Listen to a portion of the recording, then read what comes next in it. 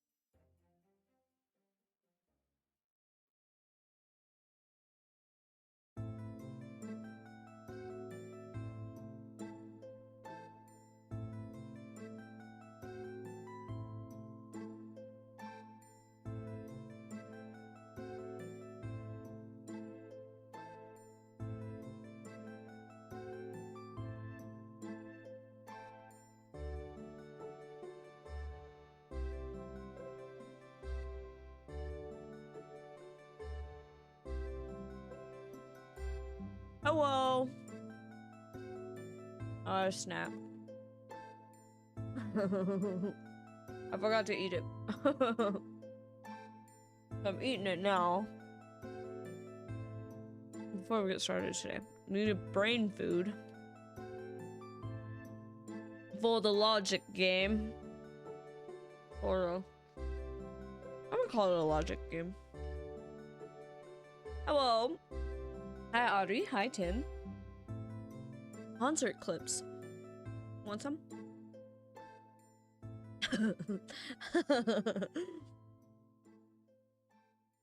What concert? Was there a concert?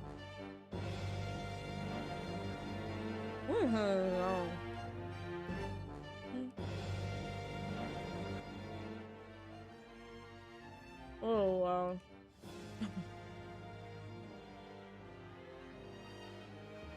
TXT. I feel like before I saw Paramore, I would see Paramore clips every day. Every day since the tour started. Or whatever. Like, it just made me way more excited. Okay.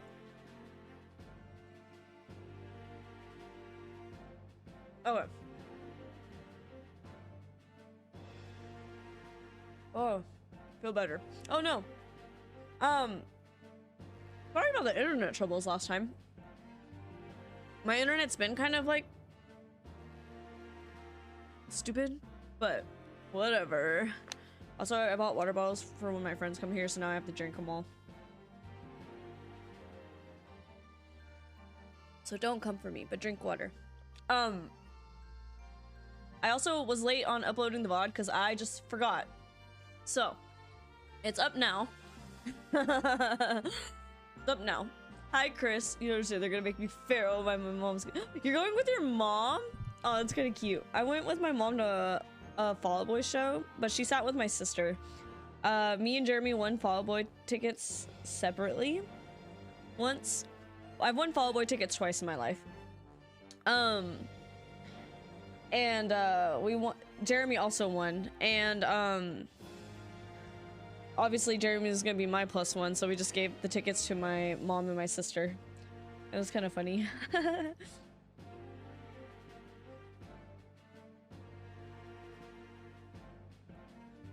don't think my mom's gonna like some of their music. I tried persuading her just let me go by myself, but she bought the tickets already. She's like, I just want to go. I'm doing good, Chris. How are you? It's a beautiful Sunday today. I went and took Chloe for a W word. And it's beautiful. Despite there was a blizzard on Friday. There was a blizzard on Friday. We got 4 inches of snow, I think, but outside my house, it didn't look like 4 inches. And then yesterday it was gorgeous outside, beautiful, sunny, but we went into the cities to drop my friend off at the airport. We picked him up on Thursday. That's why there's no stream. And while we were driving around the cities, because when I go to the cities, when in Rome, right? There's a lot of fallen over power lines and stuff, so I think the cities got it way worse than we did. But still beautiful outside. And on our W word today, we found a bunch of tree branches on the ground and stuff, so I don't know. It was kind of fucking crazy. It's beautiful today, though. I'm good. I got less in debt by 30 buckaroonies. Let's go. 30 bucks is a lot. She just heard K-pop and just went with it. What kind of music does your mom normally listen to? There's a lot of wind and storms yesterday in my... I think it's the same storm that is like moving, and then I think another one is coming through or something. I don't know.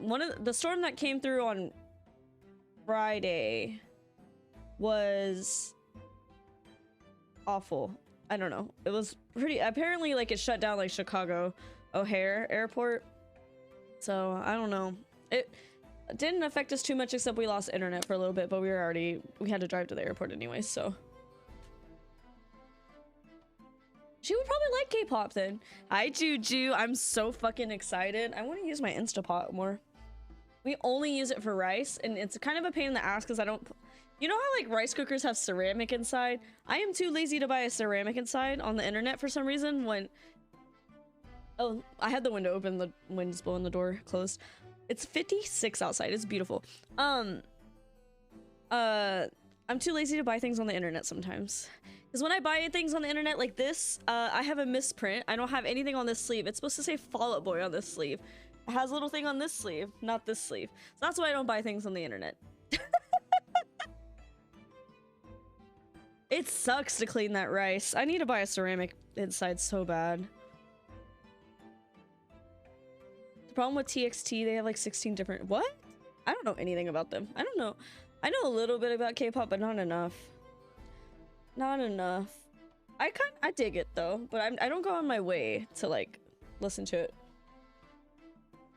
All right, I have the OST pulled up because I forgot how great this music is, and I kept getting fucking content striked on Twitch for playing Professor Layton music, so I'm a little mad. I'm a little mad at Twitch right now.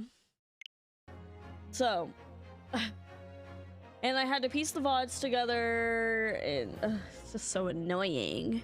But I have that uploaded now. Any other things to do? I walked 6 miles at the Mall of America because my friends wanted to go to the Mall of America. And if you don't know what's in the Mall of America, it's a giant fucking mall, but it has an amusement park inside and an aquarium, and I guess something new is in there. There's like a race car track, like not like a big race, like, you know, like a go-kart race car or whatever. I want to do that next time, but at the same time I could just, you know, actually go to like one of those. There's like putt-putt golf inside. There's like a butt ton of shit in there, and I walked 6 miles. So joining my friends on Minecraft. Ooh, have fun. That sounds fun. I played Fortnite yesterday and it sucked, so that's where I'll leave that. My first time playing games in a few days, and it sucked. Okay, so we're at investigation part 2 of episode 4. Let's get going. Let's get going. My lighting is really funky because it's gorgeous outside. So that's what it looked like yesterday with all the snow and grimy. Not yesterday, Friday. 19th of February on Briar Road. It looks as though the police are still here carrying on with their investigation. What did I do last? I think the girly was trying to help me investigate more, right? Perfect. So let's find Inspector Gregson as quickly as possible. Yes, and let's see if he'll take a break from his chips to look at that silver tip Iris gave for him. I'm gonna scoot over a little bit, actually. I want chips.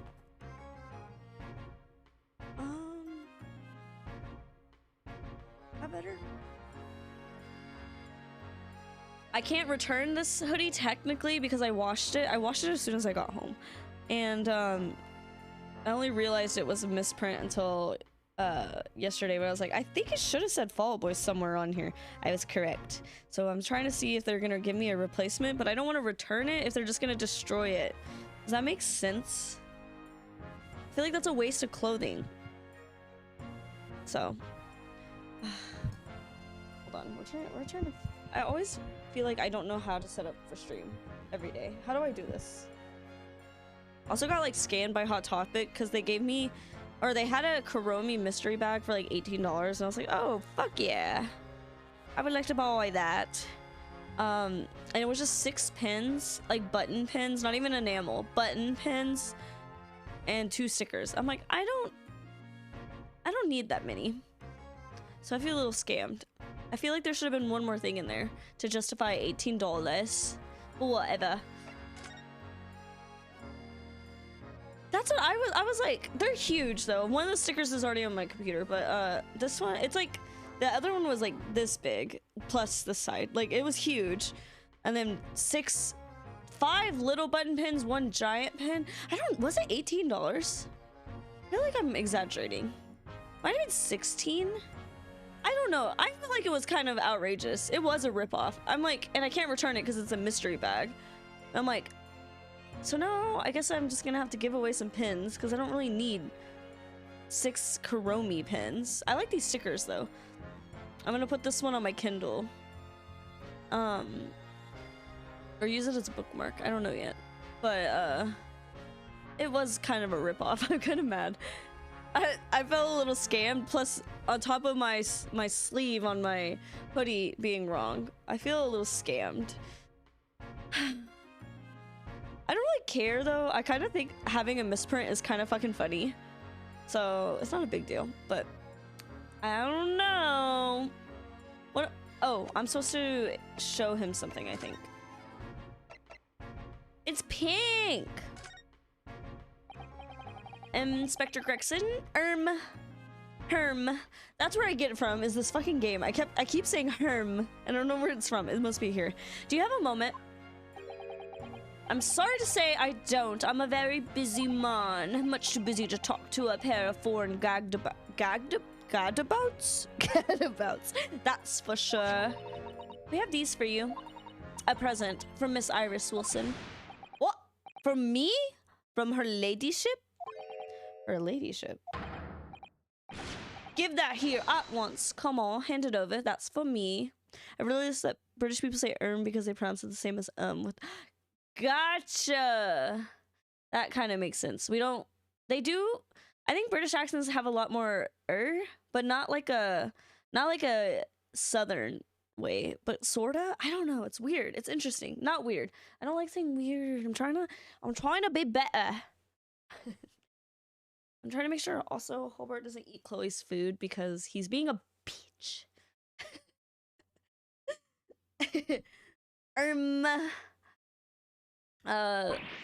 Don't wait for me to give it to you, will ya?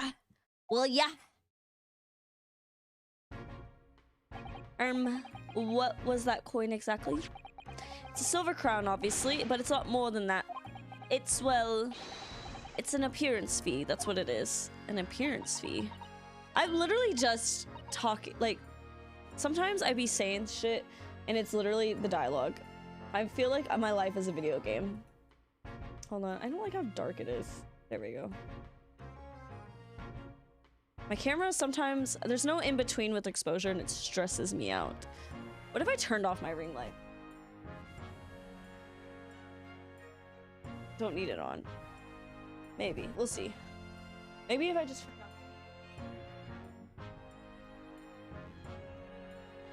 How about that? Yeah, that's better. All right. That's right, for the adventures of Sherlock Holmes. I feel like I forgot what the real name is. What the real character. Her ladyship always offers me a little financial reward for featuring me every time. Ah, of course. I know all about your exploits, Inspector. I read them avidly. Avidly?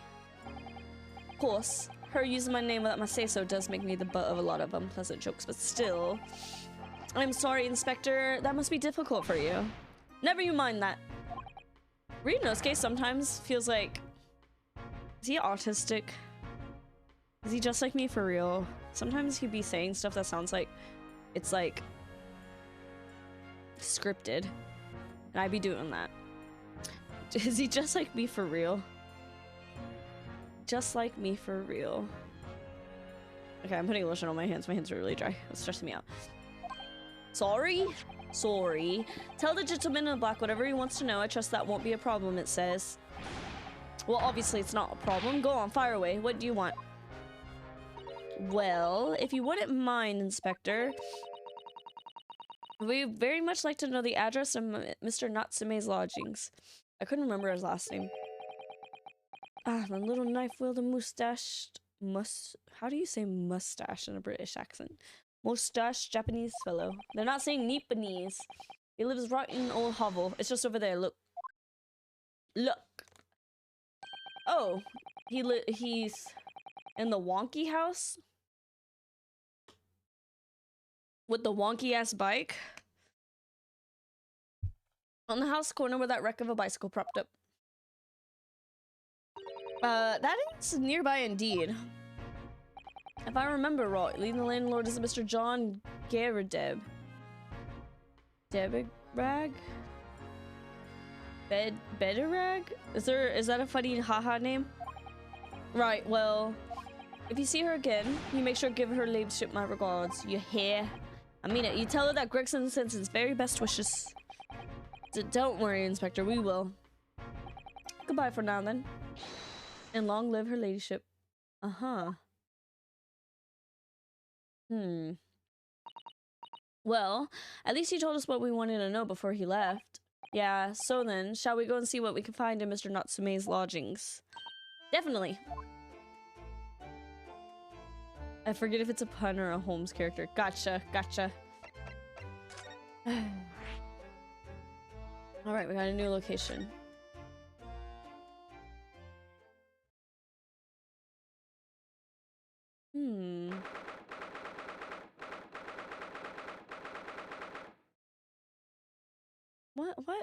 What is all this? What is all this?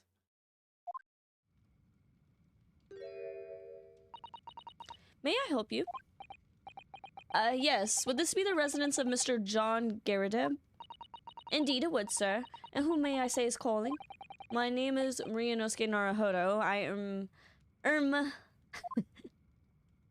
Mr. Naruhodo is representing Mr. Sezeki Natsume. I believe he takes lodgings here. We would very much like to ask him some questions about our client. Ah, there's a Holmes story called The Adventure of the Garridebs. Oh my god, am I gonna have to read some Sherlock Holmes after I beat these 2 games? I got a new book. I don't have the cover on it because it's a hardcover, but I got the guitarist of Fall Out Boy. His name is Joe. Is memoir, and it's signed. Hopefully it's really signed, but I kind of am skeptical of pre-signed stuff, but that would make my collection complete of having every Fall Out Boy member's signature. So, but even if they're separately, but whatever. Has anything to do with the home story. It's just a shared name. Just a shared name. Did you see that, Miss Susato? That was a real-life English maid. I know. As I understand it, anyone who's standing in English society employs a number of household staff. Oh, but, you know, do they actually pay the maids? I don't remember in this time period. I don't remember. I gotta wipe my nose. It's driving me crazy. How do you watch me? I feel like I'm a mess all the time. Okay, good, good. Do they pay them well? That's the first time I've seen one in the flesh. Oh, this day keeps getting better. Certainly feels like we've really arrived now, doesn't it? We need only to meet a butler, and the experience will be complete. A butler. Well, I'm not sure if I'd go that far, but I understand the sentiment. Aren't they the same job? Thank you for waiting. Mr. Garrideb. Garrideb. That's such a weirdly spelled name. We'll see you now. This way. Ah, I want to look around the room. Oh, we can look around. There's a candle on the ground. Okay. I want to look at some of this war memorabilia. That uniform looks fairly ancient, doesn't it? It's clearly been well looked after, though. That old thing? Not much better than rags, really. Oh. Wore that ceremonial garb at my retirement bash, you know. But I'm not one for the dwelling on the past. Me would have I read that wrong. But I'm not one for dwelling on the past. Me would have gladly thrown it out, but you know how it is. Anyway, doesn't hurt to have the odd piece of memorabilia. Is he stirring his cup with his pipe? That makes me sick. Oh, I see. Perhaps we should leave the past in the past.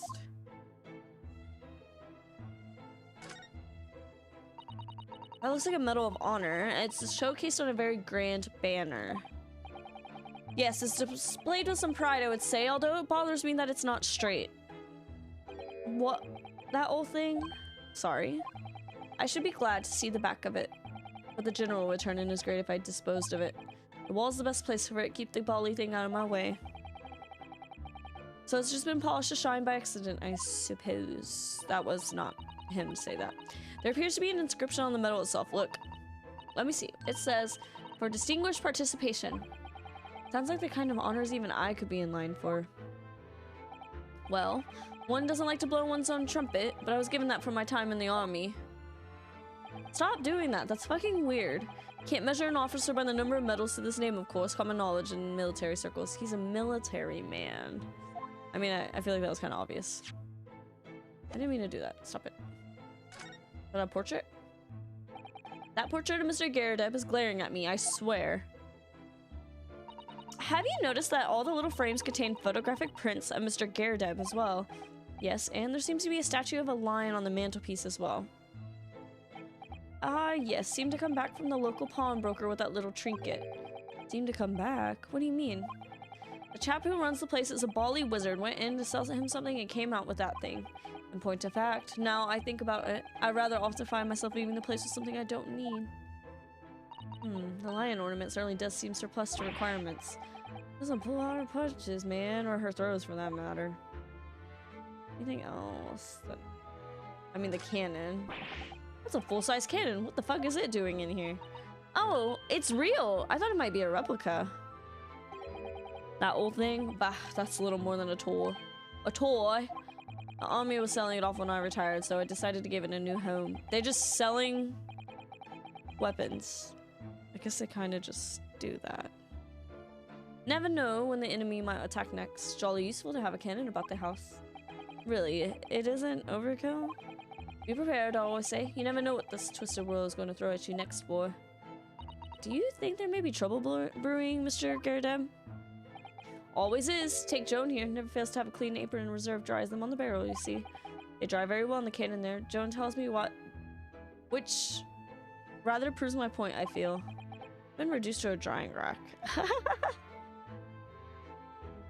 Books. I notice you have a pile of books here, Mr. Garadeb. Do you enjoy reading? Me and my pile of books in my bedroom. Ever experienced the London winter, boy? The nights are long. No better way to pass the time than in front of the fire with a jolly good book. If my fireplace actually fucking worked. Oh, there's a copy of Rant's magazine here, I see. No doubt Mr. Garadeb enjoys the adventures of Sherlock Holmes, too. The great detective has a great many followers, it would seem. Okay. Anything else? Other than whatever's going on the ground over here. That enormous screen, it must have been put there deliberately, surely. Yes, it certainly seems like someone's trying to hide something from view. What could be behind it, I wonder? I'm gonna have a very quick look, just a little peek. No! They said no! Maybe it's not Miss Susato. I think the maid is going to head us off with a cup of tea. Okay. What the fuck is behind there?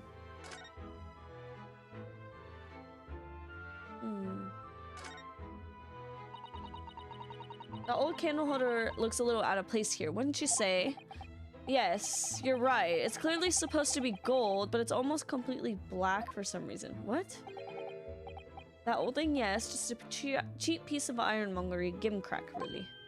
Oh, used it when I was studying, don't you know? From my commission. I know it's old, hardly worth hanging on to, really, but, well, still has its uses sometimes. Of course. Does everything in this room have some elaborate story behind it? They're memories, Mr. Naruhodo. Memories. I think Susato is very funny. Oh, look! What a wonderful... Excuse you? Hey, what are you barking at? Stop it! Stop it! She's balking. She's balking because the window's open. I think my neighbors are, like, getting their garden ready, so I think that's what they're doing out there. And so she's probably guarding the house, you know? She's doing her little job, but I know there's nothing going on out there, hopefully. You think they can hear me with my crappy British accent?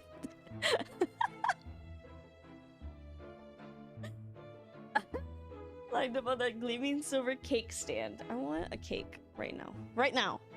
I got this ice cream.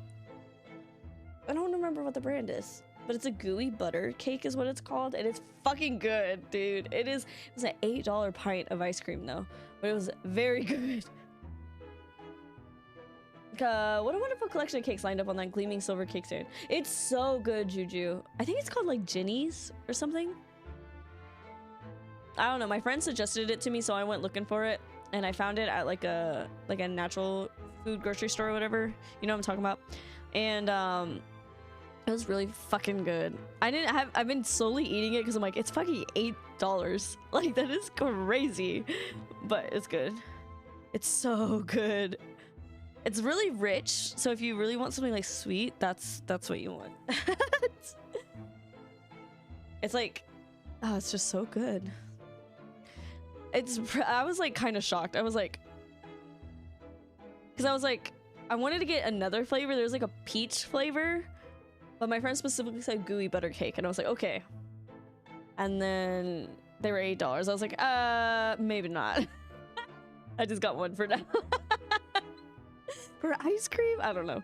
What a wonderful collection of cakes lined up on that gleaming silver cake stand. Lined up. It looks more like someone has half demolished them. Afternoon tea is a time of indulgence, you know. It's quite the English way. It's Mr. Garadeb's custom to take 2 cakes with this tea. That sounds delightful. Oh, wait a minute. Oh. There are at least 10 cakes on this cake stand. Well, naturally, it would never do to waste the leftovers. So whatever Mr. Garadeb doesn't eat, I say to myself, Joan, you shall have to tidy up. How magnanimous? What kind of fucking vocabulary are we saying here? Maybe I haven't read a visual novel in forever. As I literally read as a hobby. I haven't really read in a while. I feel like I've kind of forgotten how to have hobbies. I have too many hobbies and not enough time. And then it overwhelms me where I just freeze. I want to play video games. I want to sew my little projects. I want to read. It's hard. It's hard to do it all. Read some Jane Austen for real. For real. Ugh, my nose. I want to do everything, and there's not enough time in the day.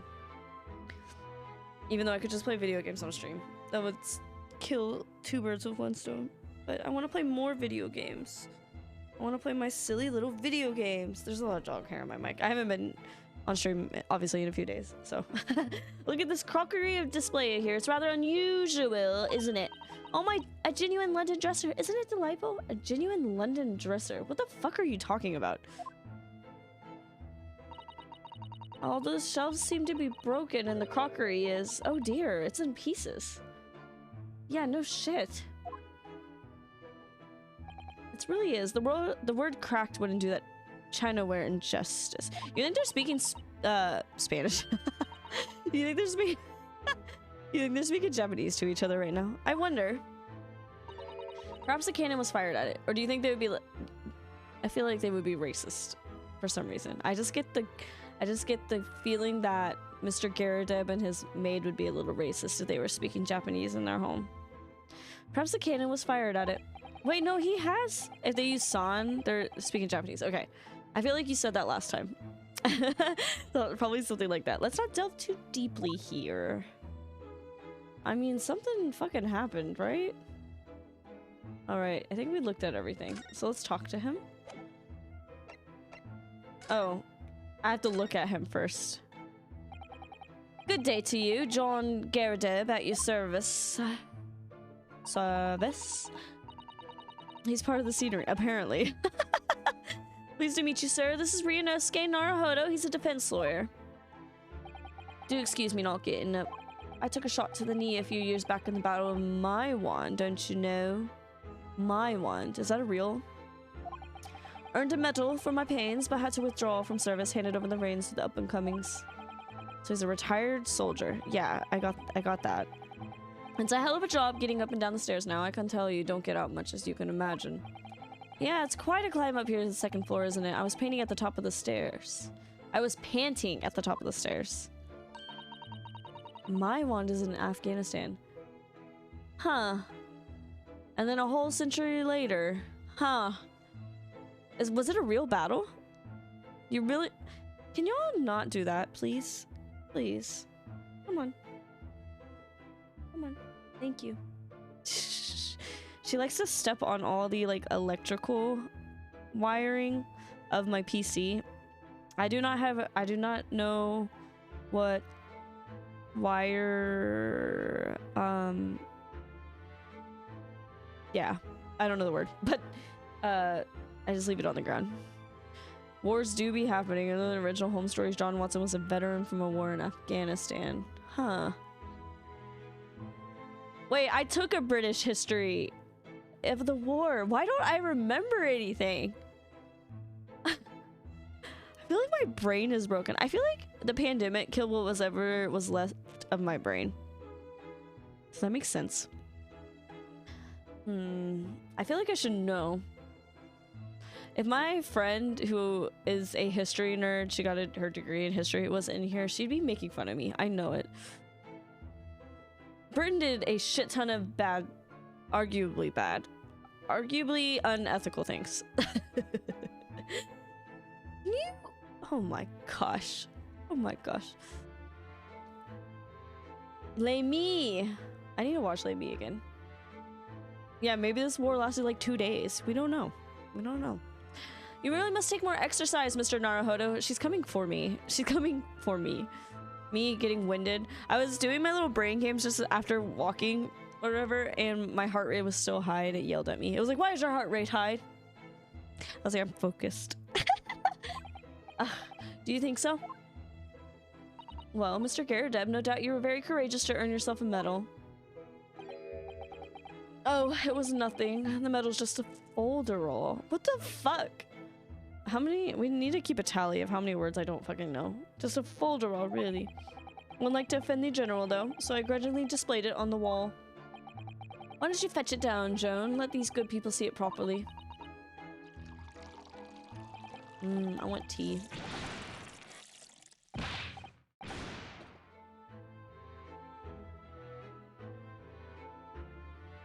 Excuse me? What the fuck? You know what that would be, like, elderly abuse, ma'am? Ma'am. Dash to all woman, be careful. Oh dearie me, I do beg your pardon, sir. You jolly nearly took the skin off my hands. I shall be more careful, sir. Oh, to be a maid, that sucks. And still get paid. So anyway, there you have it, living the quiet life now. I see. Now then, I hear you want to know about the chap lodging downstairs, is that right? Yes, we would be very grateful if you could answer some questions for us. Only too pleased, naturally, especially if it helps to keep the peace here in Blightly. Can you stop doing that? That is so nasty. We forged an alliance. Oh my god. We forged an alliance with the Empire of Japan recently, as I'm sure you're aware. So this case is very much in the public eye, as it were. Oh, is it? I need to start a vocab journal. Vocab flashcards. Like first grade again. Even had some famous detectives spoken around, you know, in this old house, would you believe? Yes, Mr. Herlock Sholmes. Could have been. Didn't catch the chap's name. Not really my cup of tea, all that detective business. Oh, but you have a copy of Rance magazine here, so... Eh? Anyway, the chop's investigating the foreigner's room as we speak. Oh, he's in Saseki-san's room. It's a bally nuisance, this is what it is. The whole neighborhood's twitching its curtains now. I don't like all of this fuss, it's just jolly unsettling. Okay, about Mr. Natsume. About Mr. Natsume then, Mr. Garradeb, please do tell us. Ah yes, the Japanese chap, only been lodging here for a week. Oh, just 1 week. We moved in very recently then. I have 2 lodgers most of the time, one on the ground floor and one just below us. First floor room became available a week ago, you see. Why is she doing that? Dash it all, Joan. Do be careful. Oh my goodness, I'm terribly sorry. If you want to know my opinion, I thought he was a shady sort from the moment I set eyes on him. Oh, why? Are you racist? Oh, he seemed to have a most nervous disposition, always shaking and looking over his shoulder. Why is anxiety seen as such like a fucking bad thing? The man had shady written across his sweet-soaked brow, if you ask me. I said to myself, Joan, that man is trouble. Sooner or later, he's gonna do something untoward. Mental health bad. And I'm rarely wrong about anything. We won't be calling this maid as a witness, that's for fucking sure. Was there anything else that struck you as sus about the man at all? Yes, oh yes, indeed there was. She's dying to tell us. Okay, tell us. Had you noticed anything else at all about your lodger, Mr. Natsume? Oh my word, yes, the mon was shadier than an orchard. Orchard? How do they say it? Some words I don't know how to say. Like in British English. Could you elaborate? Well, take the man's room. Absolutely stuffed full of books it is. Okay. Some words I'm like, I forget. Orchard. Orchard. Orchard. More than anyone ever could read. Awkward. Orchard. Okay. Orchard. Orchard. Orchard. That's interesting. Schedule, though. Do people actually say schedule? Is that fucking real? Or am I being bullshitted? And he never so much as passes the time of day with another living soul. I haven't seen a single visitor call. Okay. This lady would call me sus. Schedule. Okay, so I have been lied to. Just trots off to that old bookshop every single day and comes back at 5 to light the gas fire. And the funny little man is up long past the time everyone else in the house has gone to bed too. Huh. Hi, Fat. How are you? My aunt lived in the UK and she pronounces it that way. Schedule? No way. Ari's lying. Is Ari gaslighting me? Is Ari being like my Amazon Echo and gaslighting me today?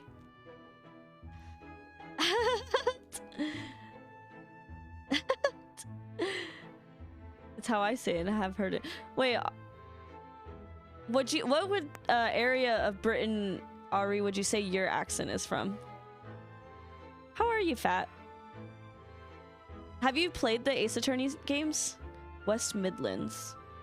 I'm gonna look at a breakdown of British accents one of these days.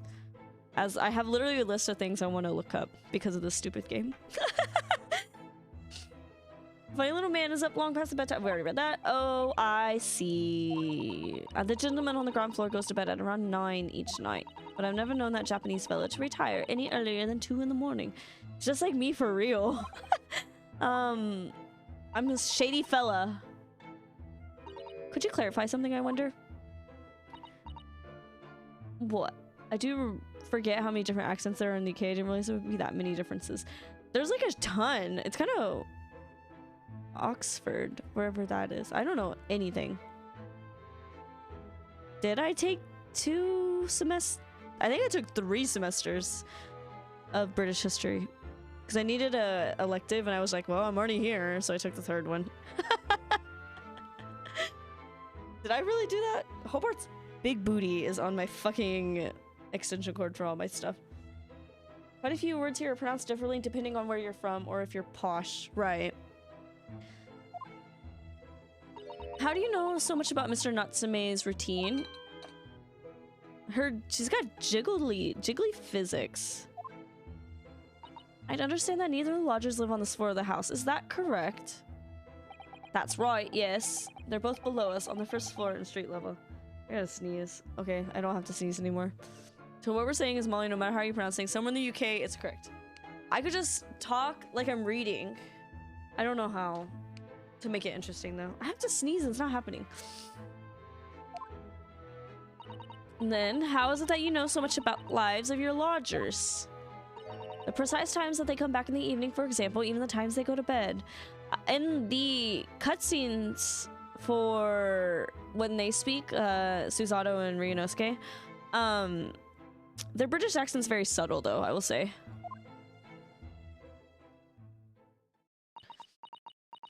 Can you stop burning your dude here? I feel like something's happening here. Good grief, Joan, be more careful. Oh my goodness, sir. I'm terribly sorry. Sorry. Something doesn't add up here. I'm agreeing with that. The incident 2 days ago. Oh my gosh. I changed my piercing today and I don't know if I like it. Like in the sense of, I put the balls back on. Seems that the incident took place at around 5 in the evening. Did you happen to look out the window at around that time? From the window? Yeah, we noticed that the window over there looks out over Briar Road. The incident took place on the pavement just on the far side of the street.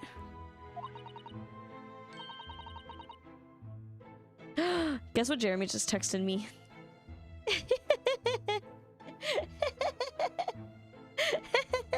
I need a burrito emo. It's because we haven't gone grocery shopping. He's about to work 5 days in a row. So I didn't have Chipotle once while my friends are over. So I call that a success. Was there anyone suspicious loitering nearby? 5 o'clock is dinner time in the Garadeb household, so I'm afraid I don't remember seeing anything. How about you, Joan? It looks like a moon every stream. It seems like it's every stream, right? Is it? Oh god. I don't want to know. No, sir. It would have been dusk outside already at that hour, and with the fog as well. I should think it would have been quite impossible to see the other side of the road. We're in London, right? Specifically London? Oh, I see. Did you notice anything else out of the ordinary then? Such as anything at all, even if it seems unrelated. Well, was there something? Well, it's nothing particularly significant, but around that sort of time here and there. She is being a little sus. For the love of God, Joan, watch what you're doing. Oh dearie me, what have I done? I'm awfully sorry, sir. Do be more careful, woman. Of course, sir. If I may, Mr. Narahalo. That's not my fucking name. I have an exceedingly good memory as far as I remember. Nothing of any significance took place here at that hour. Nothing at all. Oh, really? Mr. Garadeb? Garadeb? Garadeb, probably. The way you were talking before sounded rather like there might have been. Oh, well, as I was saying, it was just a trifling matter. Really, nothing up. Dash it all, Joan! What is the matter with you? Begging your pardon, sir. Nothing happened.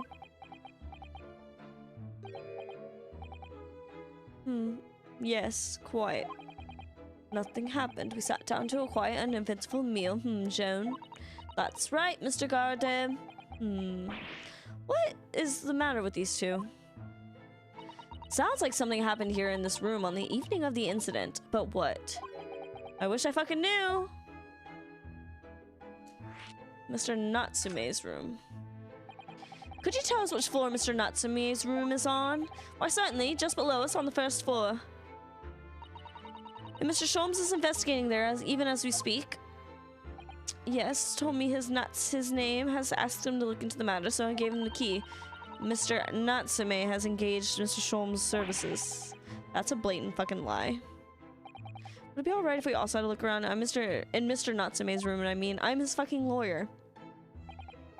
Don't see why not. It's just down one flight of stairs. Who knows if we'll find anything that could help us with the case, but we have to try. We need all the clues we can lay our hands on, shall we? Yes, and while we're there, we can speak with Mr. Sholmes again. Sorry, I had to see what the text. My phone's blowing up. Perhaps we'll be able to tell us more. Hobart, I'm gonna throw you into another room, dude. I might have to put Chloe's food away. Hold on. He's trying to eat it, even though he's been fed.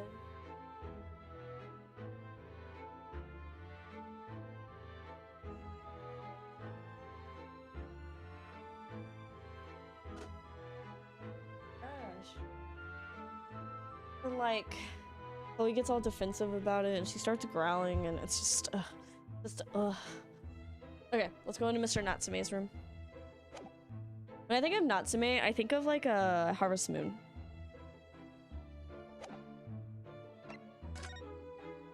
I see the new location. You don't need to do that every single time. I see it. Natsume's Book of Friends. I don't know that. I don't know that. His room is... He's got cats? He's got cats? What? Just look at this place.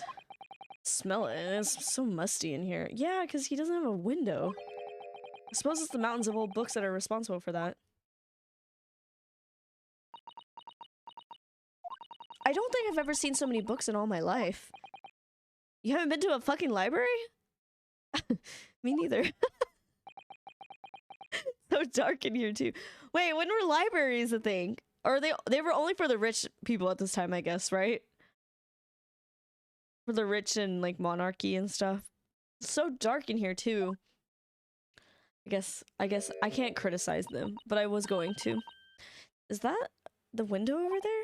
Well, it was the window, I think. Yes, once upon a time. For some reason, it's been closed up with bricks and mortar.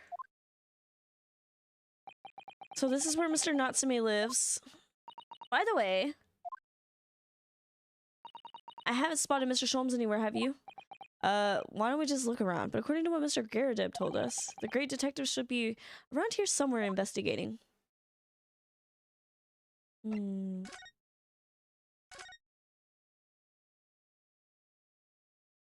Well, first thing, I want to look at the cat. Stop! Oh! Okay, bye. Oh my, what an adorable little cat! Perhaps he's looking after all the books while his master is away. Somebody should be feeding him. I don't know about that. He disappeared into the pile of books pretty quickly. It was a tricolor...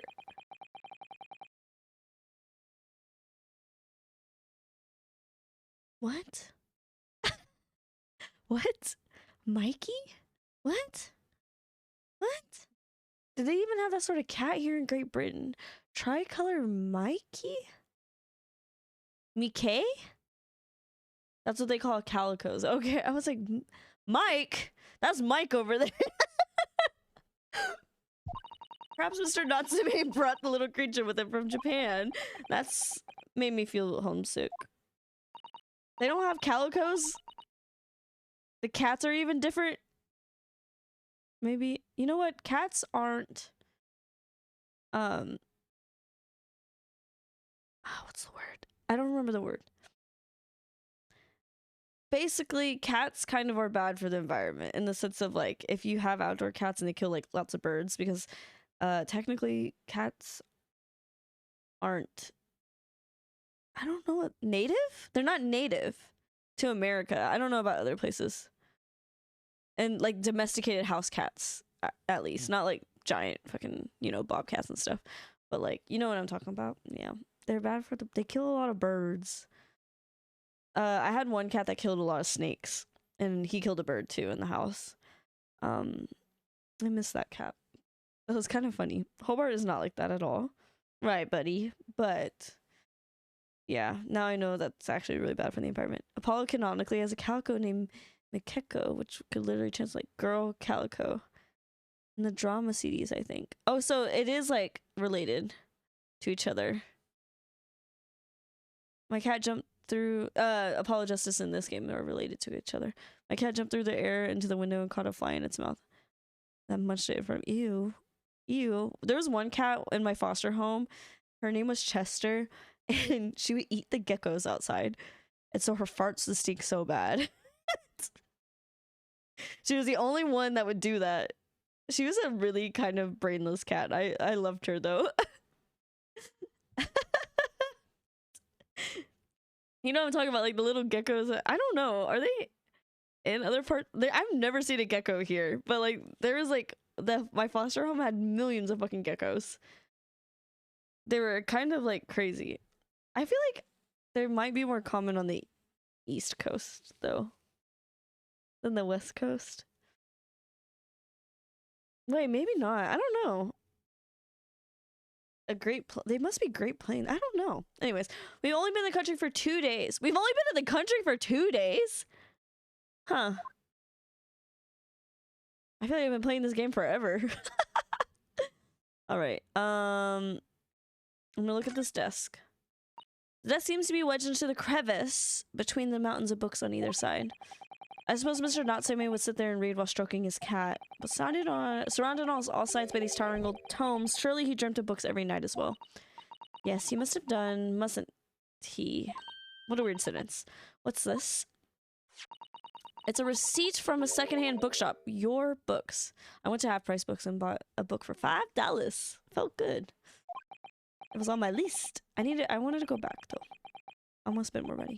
But I'm on a no spending unless we're getting food. Mr. Natsume's name is on it. Look at it and the date of purchase. 2 days ago at 4:45. That's the day of the incident. That's just a short while before he was embroiled in the terrible attack. He must have been on his way back from buying some old books. Secondhand book receipt has been entered. I didn't read any of that. It's fine. Let me look at it. Mr. Natsume made the town of 2 shillings tendered in receipt of the picture of Monsieur Lecoq, a meal for Gaborio, and Canterbury yearnings. Damn, it's windy outside. It is windy. Okay. I'm sorry, I thought it lit blue. I was silly goose, actually. Look at all those books stacked up there. They almost reach the ceiling. They're all works of English literature, and they all smell stinky. With this volume of books to hand, you'd never be so short of reading material, would you? No, what a dreamy idea. A bad dream, maybe. For me, at least. Mind you, I don't imagine the book that's at the bottom of the pile now will ever be read again. A reading, it is an experience that comes but once in a lifetime, but just as the tea ceremony teaches us. I certainly didn't expect the conversation to turn down the path of tea ceremony philosophy. Oh, already read that. Oh my gosh. I hate that there's no music playing right now. It's stressing me out. Okay, let's... Why does he keep jump scaring me? Why does he keep doing that? Why does he keep doing that? Ah, look, Mr. Naruhodo! Aha, there he is. Where did he appear from? He seems to be engrossed in the pages of an old book. I hope he won't mind if we disturb him. Hello, Mr. Sholmes. Oh, you two, good day. Now, let me see. Where was it that we met? You don't remember us? Mr. Sholmes, we were together on the SS Beria. Yes, of course, the Beria. And let me see. What happened on that voyage? It was Kazuma Asagi. He died tragically. But you're a great help. Ah, yes, but of course, the case of Mr. Asagi. It was the one with the snake, wasn't it? Well, you seem to remember something of it, at least. What an honor to be remembered vaguely by the great Herlock Sholmes. This is Mr... Oh, no, my dear madam, hold your tongue. I pride myself on my superior powers of recollection. Your names are safely recorded in my brain attic. Miss Naruhodo. And Mr. Susato. I'm going to lose it. Try the other way around, Mr. Sholmes. Oh, I lost the first round.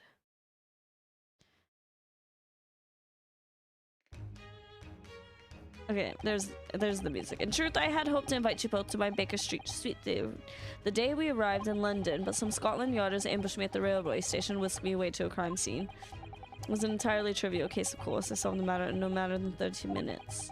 So they apprehended Saseki-san in that short of a time? I'm afraid the pursuance of a new case has dulled my recollection of my past involvements a little. A little? It is a mistake to that one's brain attic has elastic walls and can distend to any extent. I do my best to forget useless facts, lest they should elbow out the useful ones.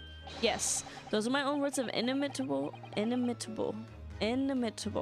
wisdom, you know, from an adventure entitled A Study in Scarlet. Please, there's no need to quote yourself. I don't always remember my pearls of wisdom, but fortunately my associate pins them beautifully. He means Iris, I suppose. Mr. Sholmes, we have some extremely important questions to ask you about the trivial case you just mentioned. Goodness, what an earnest expression. My dear madam, I shall be only too pleased in this murky room and an apt place to discuss the murky case. Ah, okay. Let's talk about Mr. Natsume's arrest. We know this is the lodgings of a Japanese foreign student by the name of Saseki Natsume. It seems that you assisted in his arrest, Mr. Sholmes, for the stabbing of a young woman outside here on Briar Road. Natsume. Yes, I believe it was a name rather along those lines. But Mr. Natsume denies it. Was it really justifiable to arrest him on so little? I'm sorry, Miss Susato, but I have not the slightest idea what you mean. What? I can't believe he was looking Susato-san squarely in the eye while feigning ignorance. I assure you, I'm not merely feigning ignorance. It would appear as if the pair of you are under some misapprehension. Oh? How? I assure you I have no recollection of accusing your astute compatriot of the crime, but that doesn't make sense. The good detective of Scotland Yard made the following request to me, and I quote verbatim. We need you to ascertain the identity and whereabouts of a man seen fleeing the crime scene. A man seen fleeing. There were a number of books scattered on the pavement at the scene. From the book plates, I was quickly able to determine the bookshop from which they had been purchased. On speaking with the proprietor, I was immediately led to this address. Elementary, wouldn't you say? I believe there's a receipt around here somewhere from the establishment in question. So you don't think Mr. Natsume is the culprit? That I could not tell you, but it was aggravating my faculties, hence why I returned here. However, this place is such a trove of fascinating books, I found myself quite lost in the bibliophily. Bibliophily. Do not be deceived into believing that I am a man of leisure. No, no, no, no. Oh dear. What about the landlord?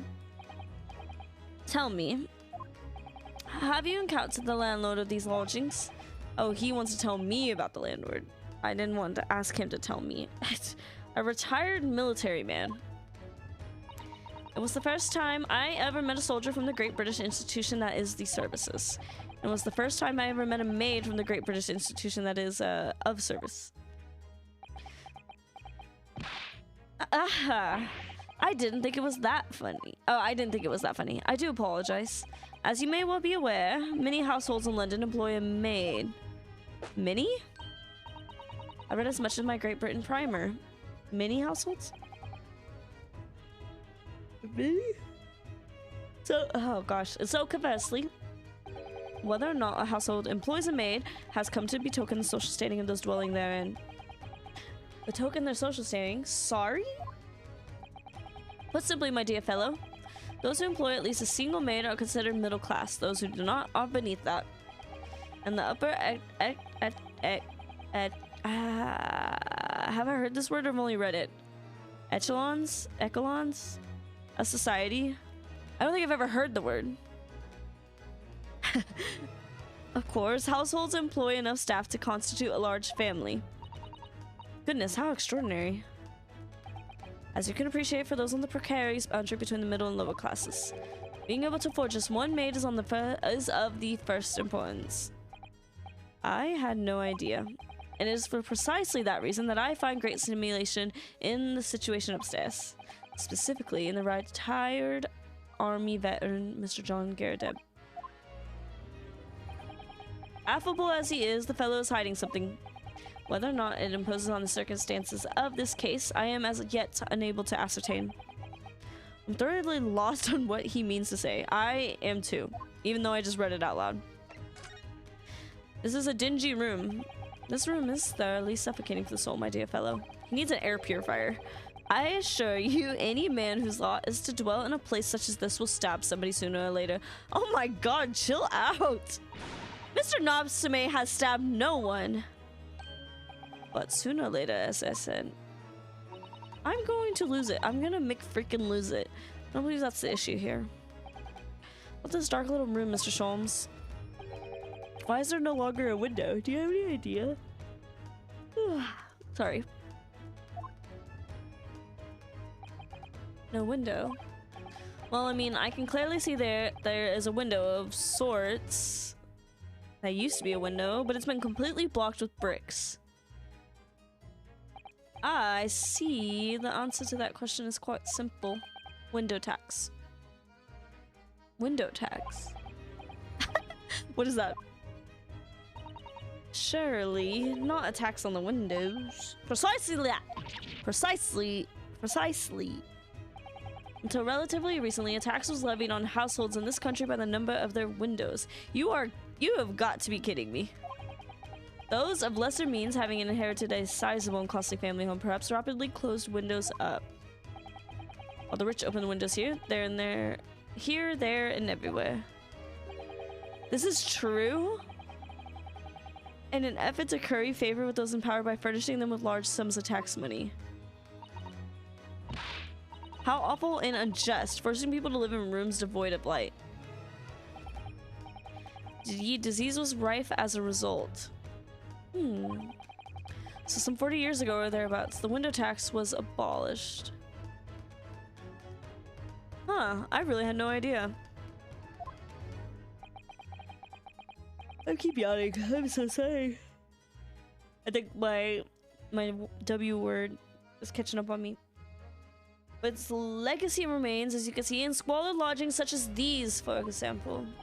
I suppose Mr. Natsume's stipend for living here in London isn't very generous, perhaps. Probably not. It would appear so. I've done a little digging and discovered that these lodgings were offered at an extraordinarily low price.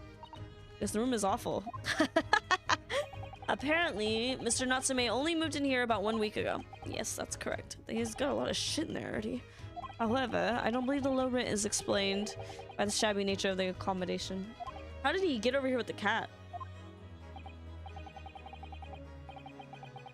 Oh, probably like the Russian girl, huh? Snuck the cat on. A matter not worthy of further attention. Are you sure? I'm curious now. Alright, we did everything we could. Well, I believe I told you all I can now. Thank you, Mr. Sholmes. Ah, yes, Mr. Naruhodo. Was it not your intention to become a practitioner of law? You remember that, did you? Will you perhaps be offering your services in this very matter, I wonder, to the occupant of this room, Mr. Natsume, was it? I'm not sure. Not sure. On what grounds? Well, I actually defended someone in court here only yesterday. Really? Well, then I congratulate you, sir, on an ambition realized. And so promptly, too. The thing is, he's dead. It's really made me question things. Am I right to believe in my clients? To trust in their innocence? Yes, trust. Mr. Sholmes, Mr. Natsume didn't do it, did he? My dear fellow, I haven't the first idea. Okay, I thought that's why you were here. Didn't you come back to investigate? Ah, yes, that was indeed my initial intention. But there are simply too many fascinating books here. I couldn't possibly ignore them. He's not a himbo, he likes to read. I see. Nevertheless, there are two facts that I can state quite unequivocally. The man who fled the scene of the crime 2 days ago was the Japanese occupant of this room, and there are witnesses who swear to having seen the same man commit the crime. That is all I can say. I'm addicted to Calbee Harvest Snap Pea Snacks. Calbee Harvest Snap Pea Snacks. That sounds fucking delicious. That sounds so good. I have chips downstairs, but if I'm having Chipotle today, I'm gonna not snack. Like, you know, because I'm probably gonna get chips from them, from Chipotle. One more thing. What is it, Mr. Sholmes? Tell us. I cannot say with any certainty whether or not it is of relevance to this case, but I am quite sure that the retired army man who owns this property is hiding something. Yeah, I can tell that. Mr. Garadeb is... Mr. Sholmes said as much before, actually, didn't he? Anyway, at present, that is really all that plays on my mind in relation to this case. Mr. Naruhodo, as yet, our investigations have uncovered nothing that could help establish Mr. Natsume's innocence. I feel like I haven't gotten shit. I haven't gotten any evidence. I guess I get some in the trial, though. Maybe. No, you're right. Perhaps it's time we probe a little deeper into Mr. Garadeb's secret. With the help of Sholmes? Just remember, I cannot be sure whether the landlord's secret will prove to be of relevance or not. But I wish you every success, of course, Mr. Naruhodo. A busy man indeed. He's gone back to his book in the corner of the room. Oh, what is locked over here? What is this? This appears to be some sort of meter on the wall here. It looks very robust. I wonder what this is for. There's a slot for inserting coins here. Yeah, open your book of things. I believe that is a gas meter, Mr. Oh, okay. A gas meter. Yes, it seems there's a piped gas in this district, which consumers pay for putting coins in the meter. So if we were to put a coin in the slot, that would be enough gas to use the lights in the gasifier for the whole night. If you're too bored to have a coin, you have to spend the night in the dark and freezing cold. That's right, as would a rich man who would only carry crisp white notes. London is a scary place. I felt that. Oh look, it's Beckoning Cat from home. It's a bit big and bulky, isn't it? Surely Mr. Natsume didn't bring that Maneki Neko all the way. Maneki Neko. All the way. I know that. I knew that. All the way from Japan with him. I actually knew that. I hardly think you're in the position to comment, Mr. Naruhodo. Are you forgetting the enormous Daruma doll that you brought in your luggage? Maybe dangerous traveling abroad. I wanted a lucky charm. How big are they? I imagine Mr. Natsume wanted the same, and this cat sure to beckon good luck to him. It's not doing a very good job so far, is it? Aren't you supposed to put stuff like a lucky cat in the east side? Or am I crazy? Maybe I'm crazy. You mustn't say things. I didn't say a word! Why are my eyes such a giveaway? Splatoon time. I didn't play the Splatfest today, or this weekend, but I've not been in a Splatoon mood. Alright, I think we go back and we go bully Gyarados. I just want to play 1 or 2. Are you Team Alien or Team Nessie?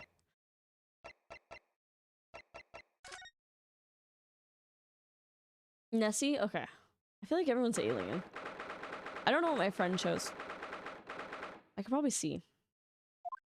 I just don't feel like playing Splatoon. Ah, you Pekin. Tell me, was the detective chap, I forget his name. I don't like picking the obvious popular picks. I want to believe Nessie is real. Or something like Nessie is real. I already know aliens are real. You can't tell me that aliens aren't real. There's no proof against it.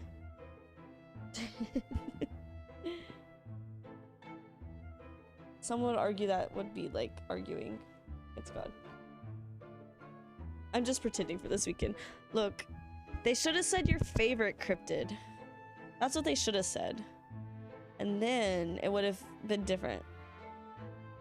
Aliens are more likely to be real than Bigfoot and Nessie. But a little dinosaur? Come on, that would be so cute. Little dinosaur living in a lake? That's fucking cute. Tell me, was the detective chap, I forgot his name, still hard at work down there?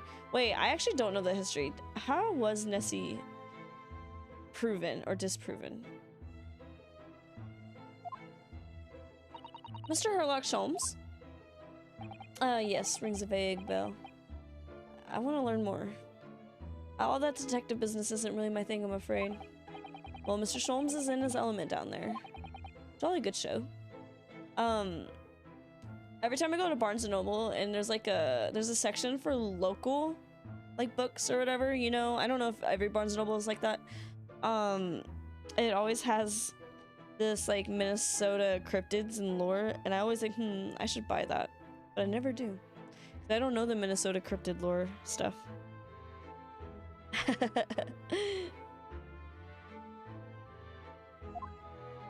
Another cup of tea, if you please, Joan. She's gonna burn the fuck out of your hand.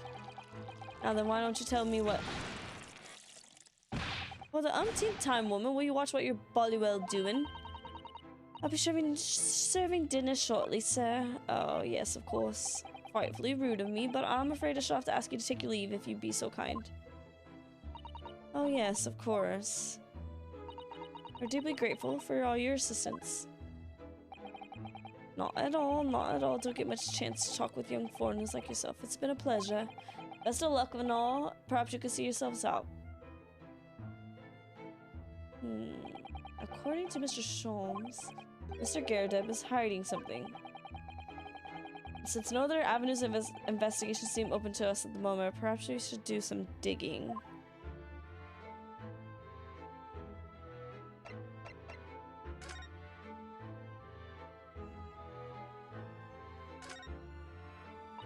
Window is the window looks over.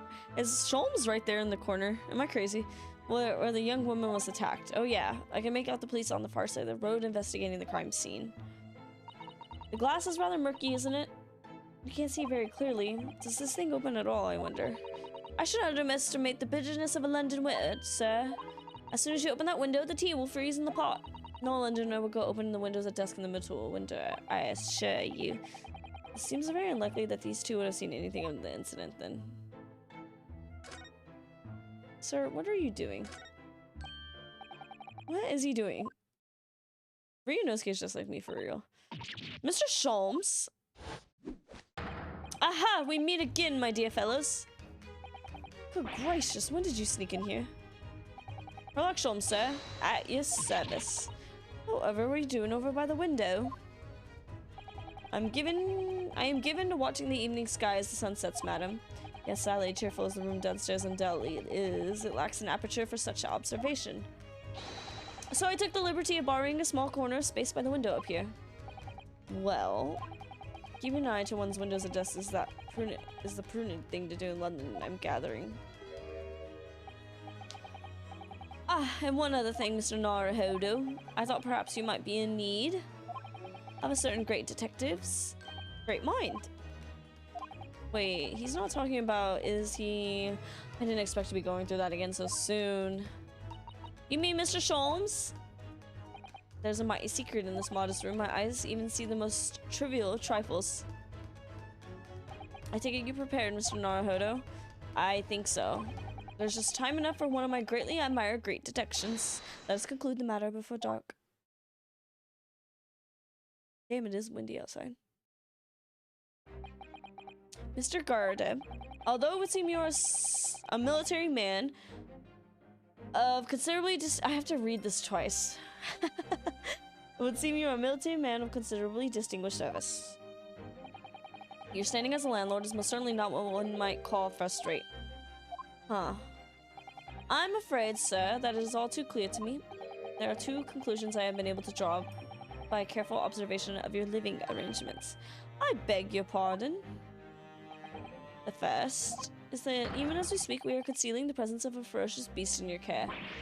What? And the second is that as a result of the beast's violent rampage, I have lost something very dear to you. Mr. Naruhodo, look. Old man's broken out in a cold sweat. Unbelievably, it seems that Sholmes' conclusions are both spot on. How could I possibly know? You mean to inquire? The answer couldn't be simpler, sir. For in the dense jungle of logic and reasoning, I am the king of beasts. Ugh. And I know only too well that wild beasts are not easily tamed. So, shall we begin? Once again, Sherlock Sholmes is proud to present his logic and reasoning spectacular. Woo! Woo, yeah! Woo! Nature of the beast. Woo, yeah! It certainly shouldn't take a great detective to see that something fucking happened here. That a fearsome beast has been on the rampage of late within these fort walls. Thus, you're facing the question: what form might this beast take? He's looking to the left. Ah, for a man with the military breeding, your eyes are uncommonly candid. I said left, I meant right. Your furtive glance, Mr. Garrett, leads us directly to the answer. The true nature of the beast that has run rampant here is revealed by the lion statue. I don't think that's correct. And yes, though an army man, you appear unimposing at best. A fact that has fueled your admiration in the mighty, the lion king of the beast. What is this piffle, I ask you? In the end, your admiration became so great, in fact, that you had a living, breathing specimen shipped from India, which you tried to keep in this very house. What? Oh, he got smacked in the face. Yeah, living with such a wild beast proved more difficult than you had imagined. The chilling traces of a wild rampage are still very much in evidence. Well, yeah, as we look around, the beast in question fails to present itself. Where could this angry creature have disappeared to? Me? I pray you do not consider me unchivalrous, but it's plain to me, with one glance in your direction, it is... Your dress pocket gives us a handsome clue as to the beast's current whereabouts. We're protruding it from its handbill advertising as a circus show. What is happening here? I don't... Ah? Yes, he sought to dispose of this terrifying lion at Batty Circus. As a traveling show, currently sojourning in a nearby park, I have observed the tents. You sold the savage lion, sir, to the circus troupe. What? I most certainly did not. I believe I have made my point. The fearsome beast which ran amok in this room was an Indian lion. And a simple visit to the circus now will reveal the lion prancing jubilantly through a ring of fire. I'm gonna say probably not. I'm gonna say probably not. Are there lions in Asia? I know there's like... Why do I think they're like African? I guess Africa is sorta? No? Africa's a big continent.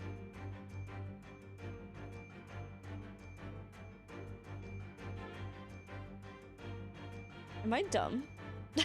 Now, Mr. Garrett, it is plainly clear that you still have deep feelings for this formidable beast. No. He got slapped in the face, and that blithe post the distress this loss has caused you is veritably tangible. Your head weighs heavy on your shoulders, the pain you feel being revealed by that supporting arm. Amid a fit of tears, you let your beloved beast go.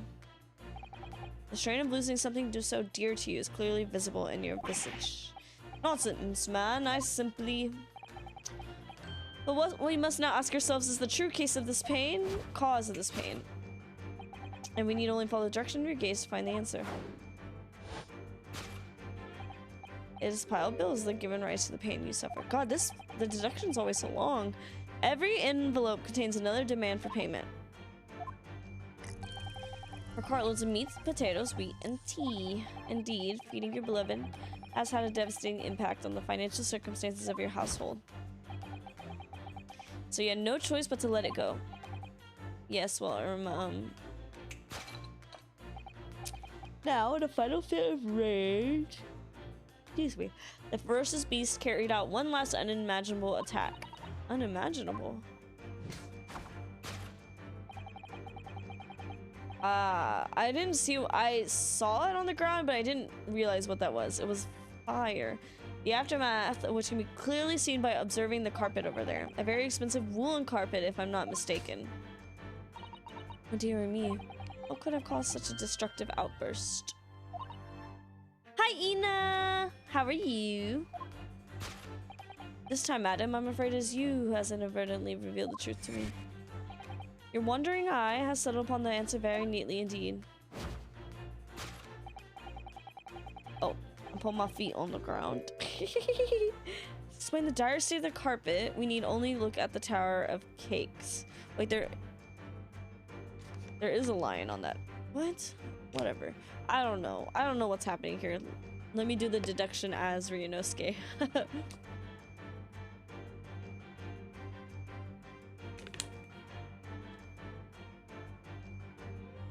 What is this case called? The Adventure of the Clouded Kokoro? I don't know what a Kokoro is.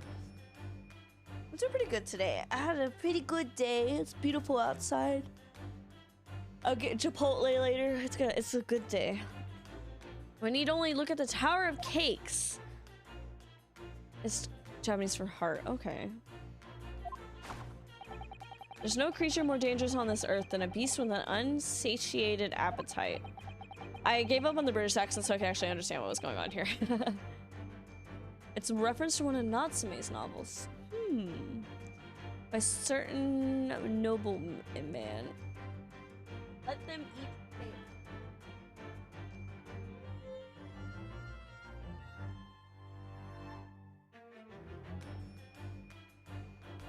Okay. I need that stretch, I guess. If they have no bread, let them eat cake. Food is at the heart of it all tragedy, in fact. Whatever do you mean? Having tired of the taste of cake, the beast began to stalk its next prey. I'm sure I need not to spell out the nature of this final act of destruction carried out by the beast. There's only one logical conclusion. Worked into a frenzy by hunger, the lion attacked and ate the carpet.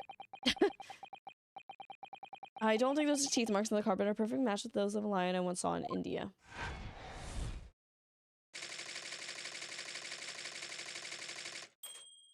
I don't think that's correct. Okay. I'm sorry. It's just so long. It's my only complaint. Oh, I have the sticker backing of on my PC. See how like it's large. Arg. What is the matter with you, Joan? You're pouring scalding hot tea all over me. I'm sorry, Mr. Gardev. I'm afraid I didn't notice. My deductions can be startlingly sharp. It stands to reason that your cup runneth over. Indeed, my revelations can make people spill tears at times too. Oh, error. Mr. Sholmes, sorry to butt in again, but could I make an observation? Well, certainly. Oh, excuse me. What is it again? Well, your deductions just now. Do you really think a lion could have fit inside this room of this size? Indeed, it is the only explanation for the facts. I'm like shocked that lions are in India. I don't know. Why is that so weird to me? The terrifying truth of all too often lies beyond the realms of common sense. Wouldn't it be an idea to consider what lies inside the realms of common sense as well? But if the uncaged lion had run amok in this very room, surely Mr. Gardev and his maid would have been hurt? Ah, that's where you're stuck. No doubt, the former military man held his own against the beast using that large cannon. I thought you said they sold the lion to the circus. And what about the food? Meat and potatoes are one thing. But I don't think I've ever heard of a lion that drinks tea. My dearest Miss Susato, it occurs to me with some regularity that irrespective of race and breeding, whenever anyone lands on Great British soil, they're infused with a highly appropriate taste for afternoon tea. Uh-huh. What a glorious notion. Well then, Mr. Naruhodo, it's your turn to shine again. I had a feeling that was coming. A slight massage. That's all Mr. Sholmes' deductions need. You can do it. Excellent. I've been waiting for my trusty partner. Blah, blah, blah, blah, blah. Blah, blah, blah. Blah, blah, blah. At least that's what I want to believe. Let us start again. From the beginning. Of Herlock Sholmes, logic and reasoning spectacular. Blah, blah, blah. Blah, blah, blah. Okay, let's correct his course. Hold it, Mr. Sholmes. Okay, the nature of the beast. I don't think it's a lion. Certainly shouldn't take a great detective to see that a fearsome beast has been on the rampage of late within these four walls. Thus, we are faced with the question, what form might the beast take? Ah, for a man with the military breeding, your eyes are uncommonly candid. Your furtive glance leads us directly to the answer. Alright, it is not the lion statue. I really didn't see the lion thing coming. No, but if you observe Mr. Garredeb's reaction, it rather seems as though some beast did indeed run amok in here in this room. Something with a very fierce nature, but it couldn't have been a lion transported from India, so what was it then? We must follow his gaze. That'll lead us to the true answer.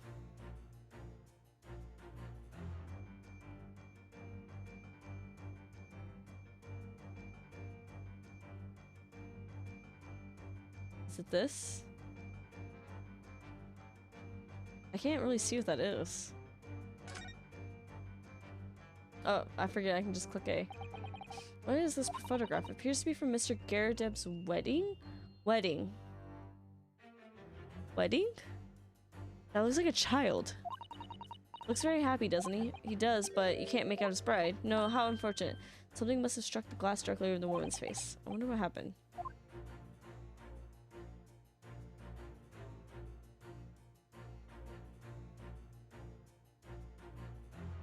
Is it this? Take that!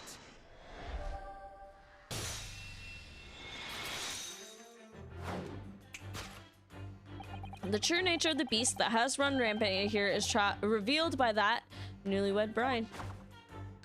Precisely, Mr. Naruhodo. No other explanation could possibly fit. What? Yes, the frame print pictures your wife, Mr. Garredeb.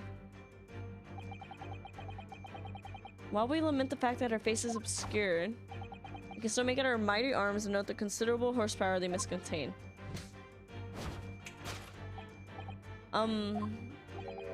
Indeed, surely a woman of such powerful constitution would be honored to be described as a beast. Honored might be stretching a point. Too late. The fact remains that the beast, which so clearly savaged this room, was your wife. Okay. The chilling traces of a wild rampage are still very much in evidence. Well. Yeah, as we look around, the beast in question fails to present itself. Where could this angry creature have disappeared? Madam. Me? I pray you not consider me unchivalrous, but it's plain to me with one glance in your direction. It is? Your dress pocket gives us a handsome clue as to the beast's current whereabouts.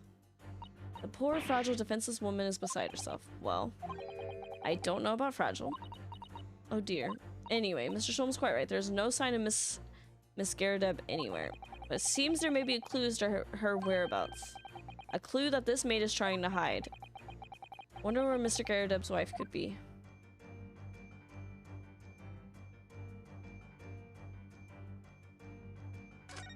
What was in the pocket? Batty Circus. Currently performing shows in a park not far from here. Surely Mr. Garadeb didn't sell his wife to the circus. Mr. Narhoda, how could you think of such a thing? I'm only joking. Besides, I would have gone with, do you think he fed her to this pet lion? That's somehow worse. Okay, is there something else?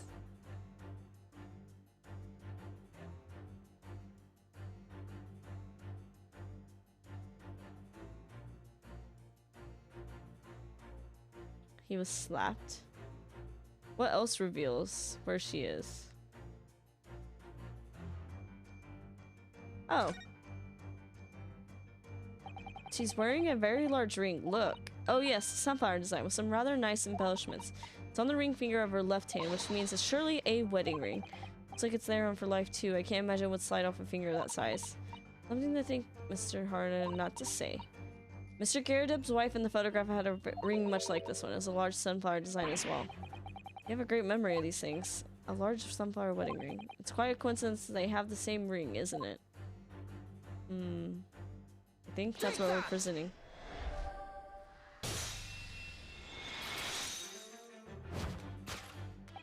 Your wedding ring gives us a handsome clue as to the beast's current whereabouts. Ah. Indeed it does. That flowery band gleaming on your finger gives you away.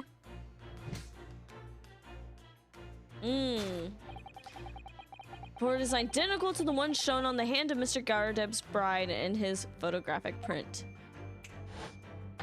In other words, you're no extraordinary household maid. No. You are Mr. Garadeb's lucky bride. You are Mrs. Garadeb. Oh. Oh my word. So I'm guessing they fought, and that's they're constantly fighting.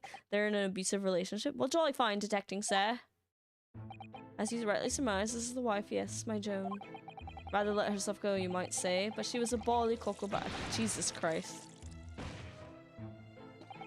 It would appear that you don't live in the most comfortable of circumstances. After all, you are a retired army man, yet you are in the business of renting out rooms. Tisk. I would assume, therefore, you have insufficient means to employ a maid. Would that be correct? It's not right, I tell you. I was second lieutenant of the 3rd Regiment. Jesus. A man has his pride, don't you know? By golly, it's a sorry thing when a chap can't even afford to have a single maid in his employ. So you made your wife? Here in London, one is rather judged. A household cannot be considered worthy of society if it employs no staff at all. Though in my considered opinion, such concerns about appearances are a folly. You mean Mr. Garadeb has his wife work as his maid? Precisely. Am I right, Mr. Garadeb? Only in company, obviously. But listen here. This must remain a secret. Tip-top secret, please. Alright. The raging wife of Mr. Garadeb. Okay. Now, what happened?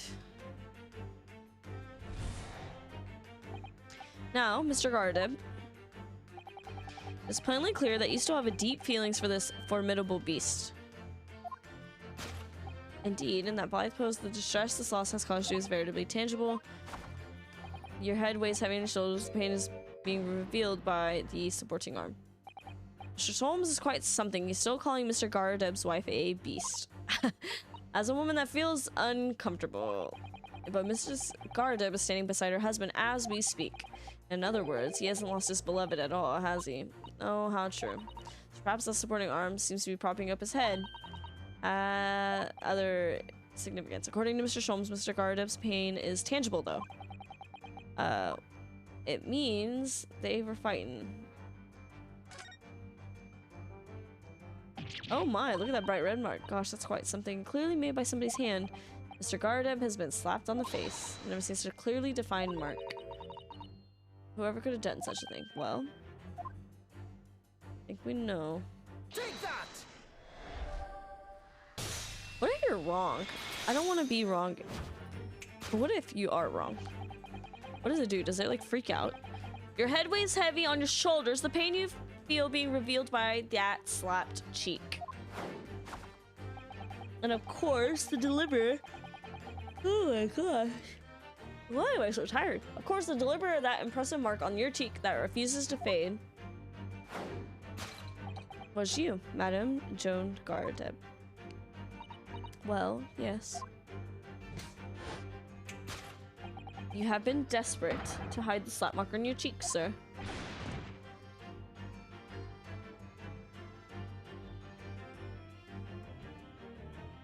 How the blazes? How did you work that out, man? Nothing escapes the notice of one trained in the art of observation, my dear fellow. That's why you haven't looked directly at us even once. To keep your other side from view. Well, Now, let us proceed to the next conundrum. Why were you subjected to such a violent slap, Bills? We must ask ourselves what caused Madame Gardeb to fly into a rage.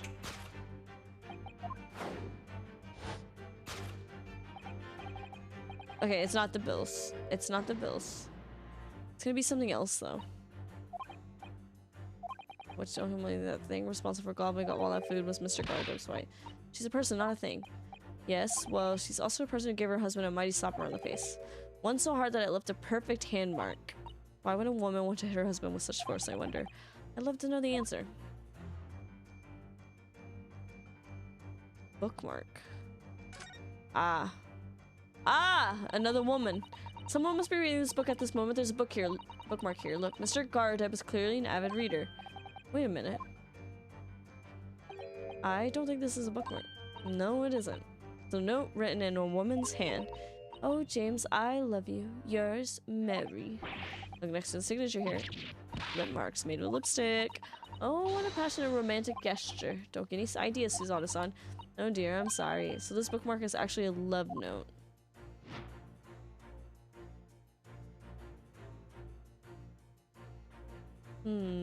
Okay. Take that! Methinks it was the love note.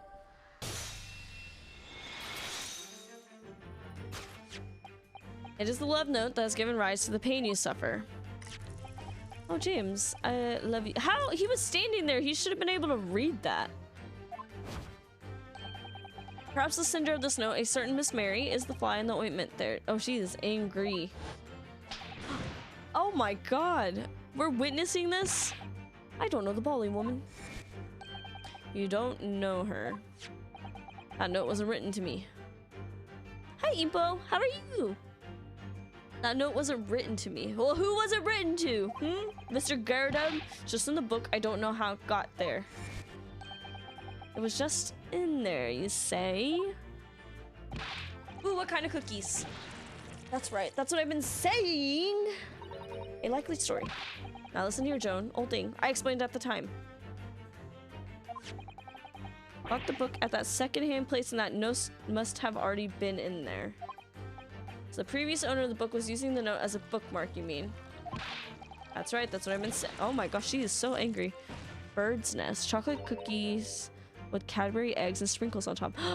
I didn't know that's what those were called. That sounds so good.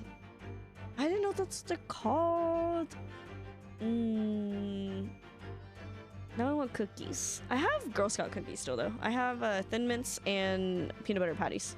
And Jeremy tried to eat them all. And I was like, no. No. I should probably... No, I can't snack because I'm getting Chipotle today. And I'm going to eat as much Chipotle as I can. For heaven's sake, woman, look at the name. It's written to James. My name, in case you've forgotten, is John. Wait, didn't it say John? Am I crazy? I thought it said John. A likely story. Are you questioning my name now? Oh my god! There we have it. Arouse the suspicions of the female heart, and you unleash a beast with the most ferocious bite. I thought it said John. I don't remember what it said.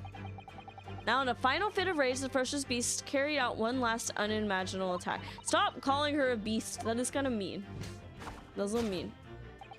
I think that was lit on fire. The aftermath of which can be clearly seen by observing the carpet over there. A very expensive woolen carpet, if I'm not mistaken. Oh, dearie me. What could have caused such a destructive outburst? What's she looking at? This time, I'm afraid it's you who has inadvertently revealed the truth. Your wondering eyes settle upon the answer very neatly indeed. Explain the dire state of the carpet. We need to look at the Tower of Cakes. But Miss Gardeb didn't eat the carpet. No, of course not.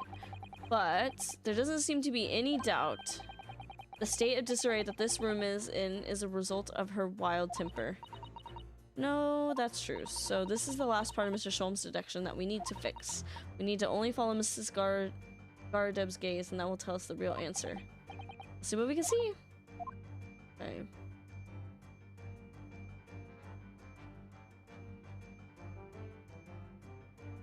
Circus handbill. Handlestick. Wait, explain the dire state of the carpet. We need only to look at the Tower of Cakes. No. That's the carpet, yes. I wanted to point at the candle. This is a very old candlestick. The base looks small.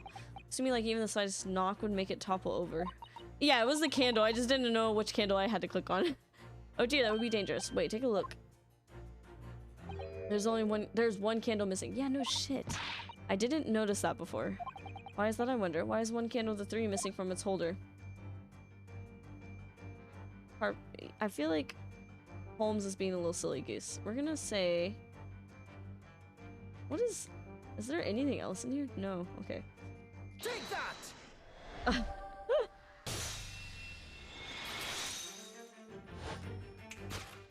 Yes, to explain the dire state of the carpet, we need only look at the candlestick. Most illuminating, my dear fellow, and of course, the only possible way out of this logical labyrinth. Yes, the remnants of a ferocious attack in which the carpet was devoured are clearly visible. Indeed, they are. The scorch marks are at the edge, clearly give the truth away. Why didn't Holmes just look at it? Scorch marks. It would appear that this room was the scene of a little marital altercation. Miss Gardeb's mighty arm muscles left an impression not only on her husband's face, well, it seems like she's slapping him multiple times, but on the entire room. The force of her strike caused a candle to fall from the holder. Why is everything broken on the wall, though? And in seconds, the carpet was alight and the whole corner of the room in flames. Well, the most ferocious beast in the world is neither a violent lion nor a vengeful woman, but fire. And in this room, that ferocious beast bared its claws and ran amok. Eloquently put, my dear fellow. So you see, there's but one conclusion here. Brianuski is so precious, so I think. I'll be lurking while I do some work. Just want to say hi. Thank you for saying hi. Of course, have a good lurk. I do be lurking in your streams too, Impo. So, I get it. I get it. I love being a lurker while working. It's like a, what is it called? There's a word for it. I think it's like double something. I don't remember. But whatever it is, that's what I like to do. So I get it. After the sparks of a marriage escort flew, this room was the scene of a fire. Double something like that, yeah. It's like, I don't want to, is it play? I don't remember. Mr. Sholmes, sir, I salute you. It was me. I did it. I'm surprised she's still in there. I guess it was a lot harder to divorce back then. If she was angry. She was not listening to reason. I need to look at the note again. Elementary.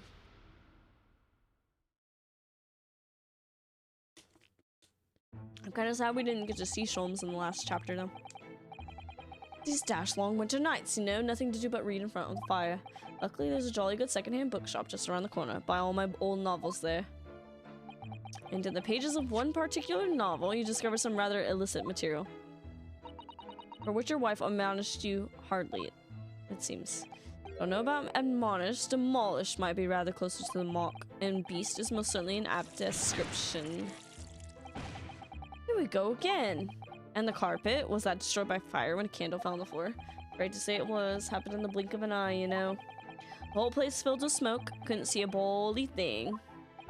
I was caught between the old stick's rage and the raging flames. You paint a torrid picture, sir. One that would have been most entertaining. That's sympathy for you. Didn't take long for the fire to spread, of course. The bally furniture started going up as well. We've had to hide the mess behind that screen for the time being. Over here, Mr. Gardeb. Well, you have nothing more to hide now, if you allow me. What's going on? Had all my favorite old novels in that case, but as soon as the fire got a hold of them, that was it. Whoosh, up in smoke. Gosh. Then the wife started hurling things at me. That's why everything's broken. What a terrible sight it must have been. This is pretty bad. I think the domestic abuse is kind of insane in here. There I was, back up against the window, under heavy enemy fire, incendiary books incoming 10 to the dozen. I totally forgot to do that in a British accent. Okay. Worst of it, I lost my favorite book called The Lion's Pride. He likes lions. Lion's Pride. Oh, yes. Oh, I clicked A too fast. I assure you, the title didn't influence my choice in the slightest. So the poor man really did lose something dear to him as a result of the ferocious beast rampage. Mr. Sholmes' deductions turned out to be correct once again. It can only be described as a great British wonder. I tell you, it was total carnage, flames everywhere in the old stick and the full fettle. Out of interest, what time of day was that? Not sure, I can remember. It was 2 days ago now. Let's see, around 5 o'clock, I think. So exactly the same time as a terrifying incident was unfolding outside your window on the street below. Even more terrifying on the inside, I can assure you. A woman got stabbed. I don't mean to pull someone that has a worse situation than you, but a woman got stabbed. I don't think she's died, but she's got stabbed. The whole of Blighty could have been flattened outside my window at that moment, and I wouldn't have noticed a dashed thing. But there's also abuse going on in this house. So there's a lot of problems here. There's a lot of problems. We need to figure out. They need to do something about that. I wouldn't have noticed a dashed thing. Really?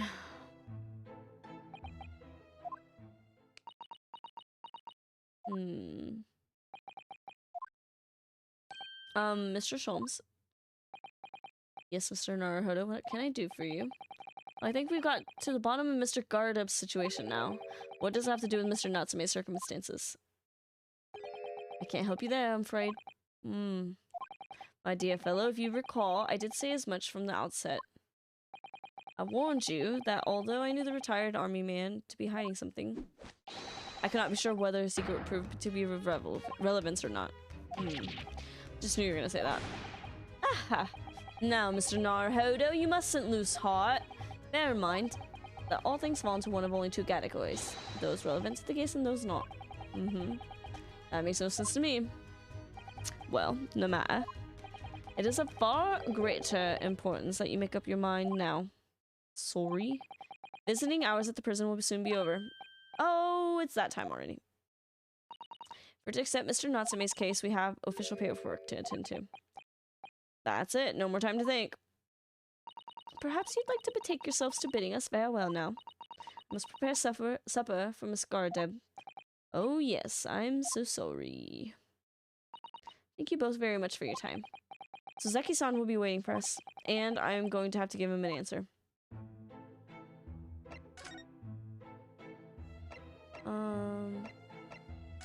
Let's go to the prison, I guess. Talk to him. Oh. First we gotta go here. It's time, Mr. Naruhodo. We must hurry back to the prison. I know, tail car. Oh. What's the matter? Looks like something's going on over there in front of the Garadeb's house. Who is this? I know thee not, old man. Falter thy prayers. Who are you calling old man, you rum-looking nimini-pinimini? There are more things in heaven and earth, Horatio, than are dreamt of you in your philosophy. Who's this Horatio fella, eh? What are you on about? Excuse me. What the? Who are you? I'm sorry, it just looks as though there might be some problem here. And my associate here, Mr. Ryunosuke Naruhodo, is a lawyer, you see. And a lawyer? What?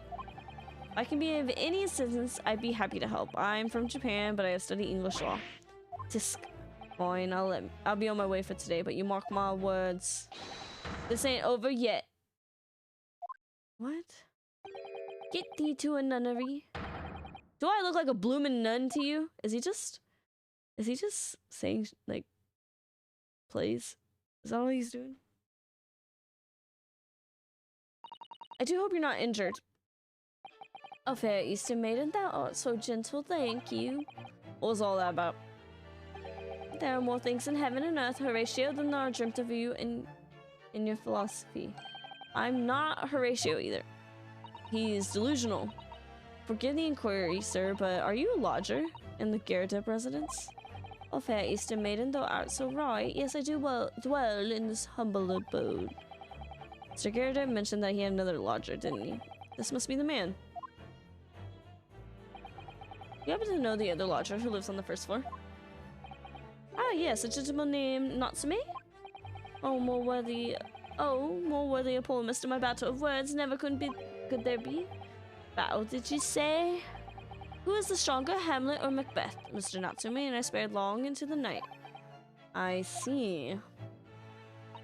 I don't understand, but it seems Mr. Natsume and this gentleman are acquaintances, at least. So fair maiden, good gentleman. I can tarry here no longer. Fare thee well.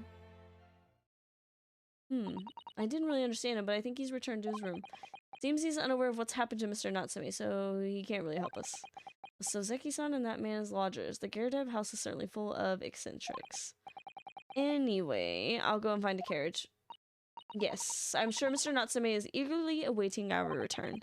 Let's hope we can get to the prison before visiting hours are over. What do they have to do with this?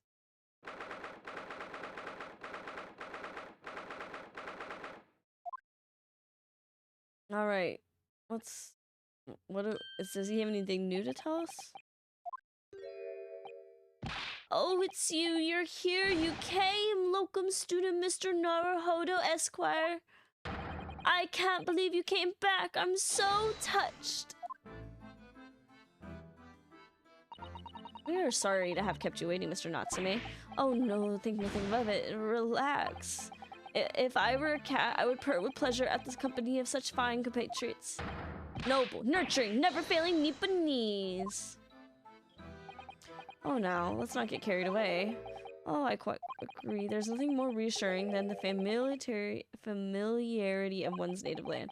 On the other hand, what are you doing here? It is through friendship transcending international borders that one truly appreciates the fact. Such is my belief, at least.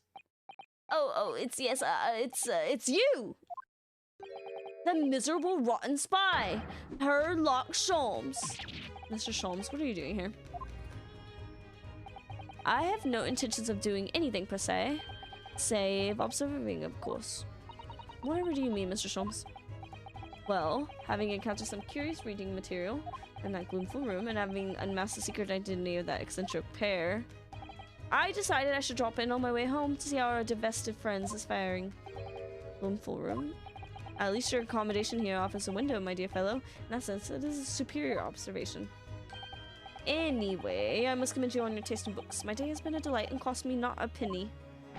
Ah, you! How dare you, Herlock Sholmes! I've had it. I'm through. I am at the end of my rope. I should never come to Great Britain. It was a terrible mistake. Haunted by spirits in those accursed lodgings, no doubt my luck will be cursed in tomorrow's trial as well. My whole life is bedamned. What are you thinking, Mr. Naruhodo? You mentioned that once before, didn't he? That his lodgings were cursed, I mean? And there's much truth in Mr. Moustache's words. What? Cursed is wholly appropriate description, I would say, for the man's lodgings, and indeed for tomorrow's trial. What's that supposed to mean?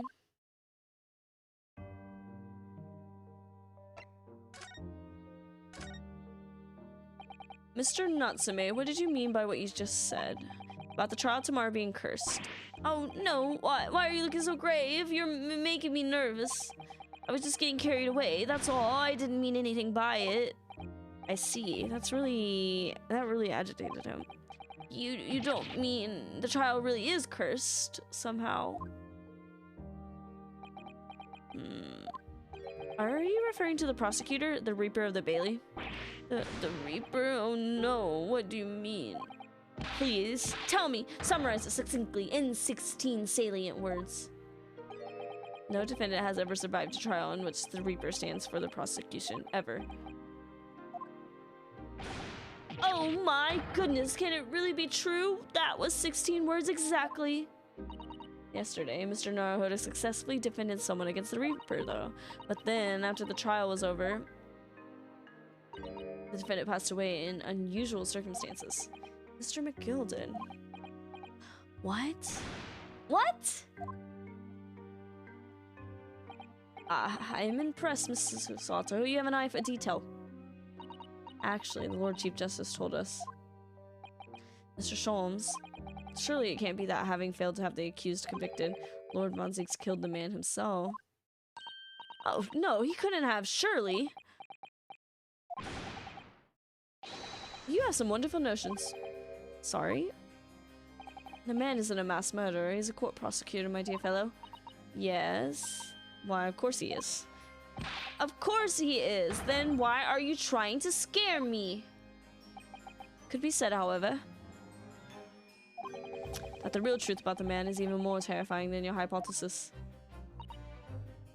What on earth do you mean by that?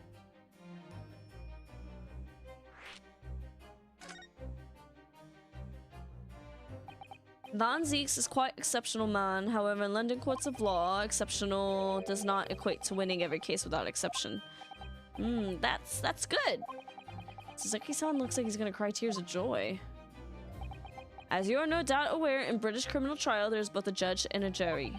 The judge officiates based on the letter of the law, whilst the jury offers public opinion and common sense.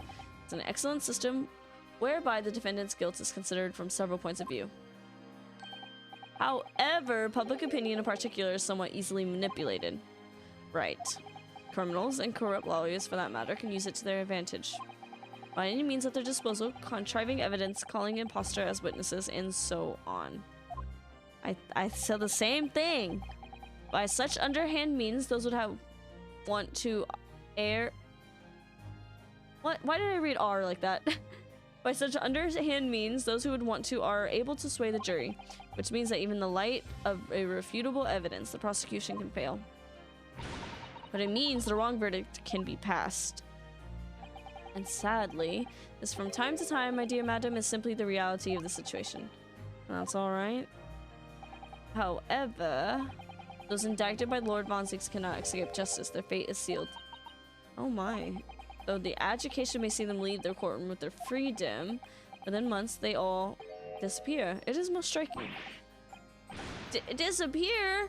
How? By all matters, by a manner of misfortune, sir. Perhaps they are trampled in a passing carriage. Perhaps they fall into Thames and drown. Thames, I think is actually what it is. Perhaps they are suddenly overcome by a raging fever. Perhaps attacked by a highwayman. Oh, no, no, no, no. All examples of the reality of events here in London, I'm afraid, Mr. Naruhodo.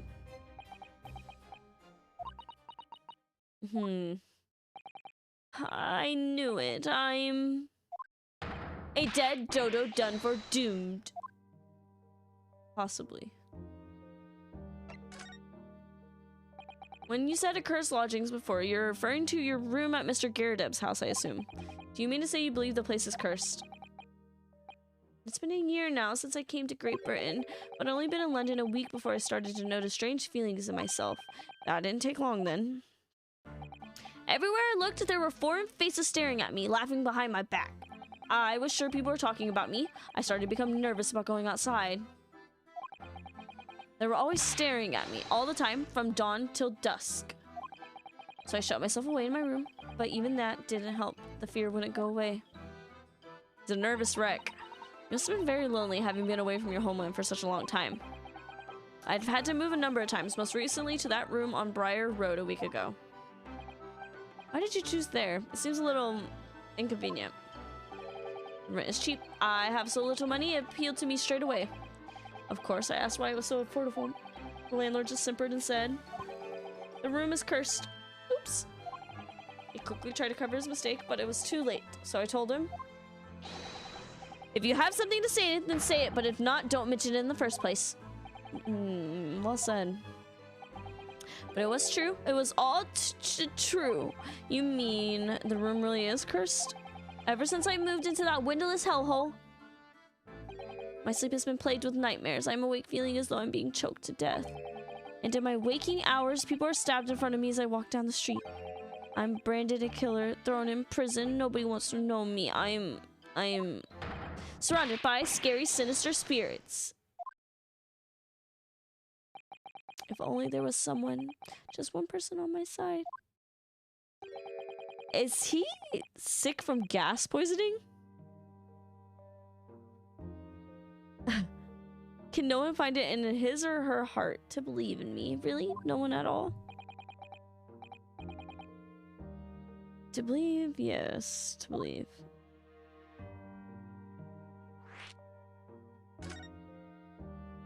Mr. Sholmes. Me, Mr. Naruhodo, pray what can I do for you?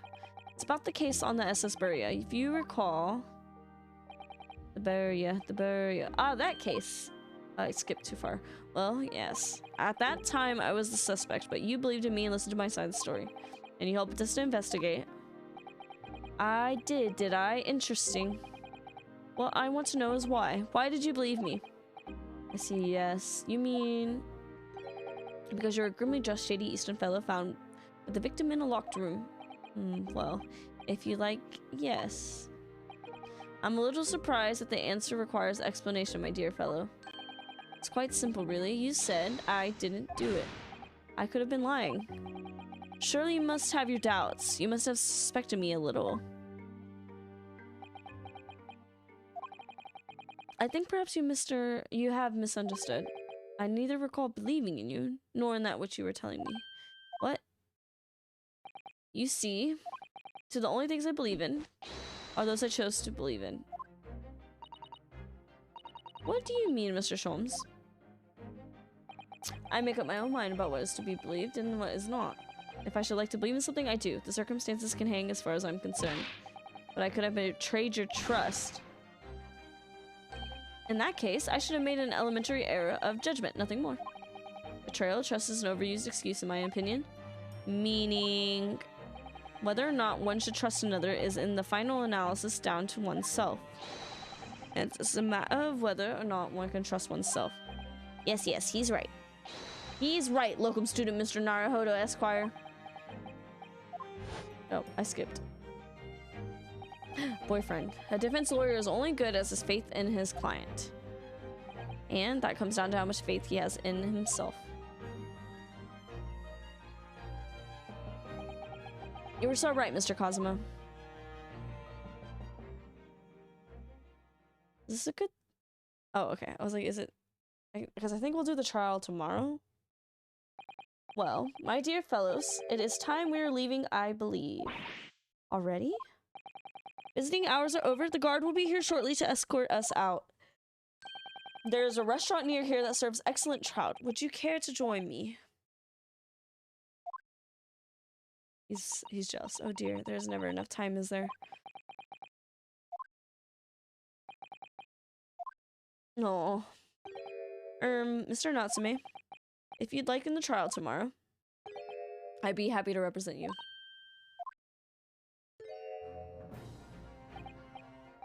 Locum student Mr. Naruhodo Esquire.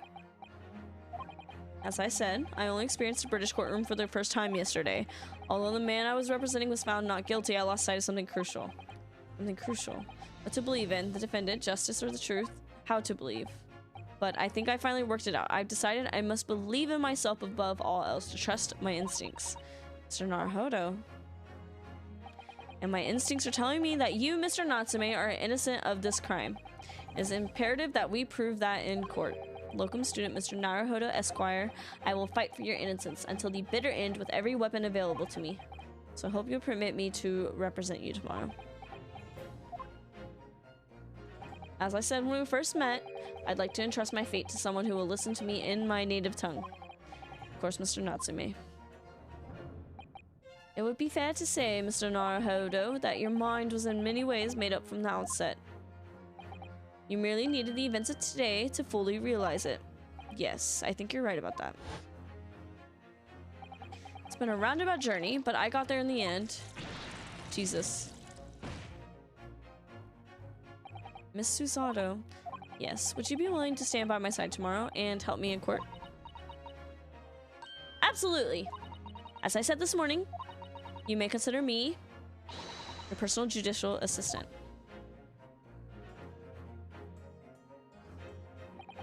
The shocking events of yesterday's trial still weigh heavily on my mind, but it's time to stop looking backwards. Kazuma believed in me, and Mr. Sholmes believes in me now too. So it's time that I learn to believe in myself. Soseki-san has no one. He's all alone, so it's my job to help him, to fight his corner. Tomorrow, in the courtroom, with all strength I can muster.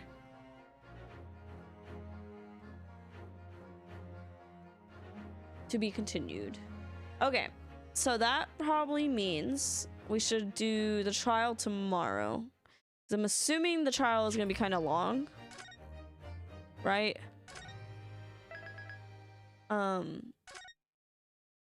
Just what I'm assuming, at least.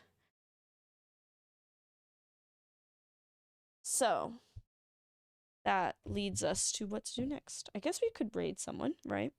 Right. Let's see who we can raid. I would play music right now, but my VOD got muted last time, so I'm kind of scared. I'm traumatized by the amount of times that I keep getting VOD muted.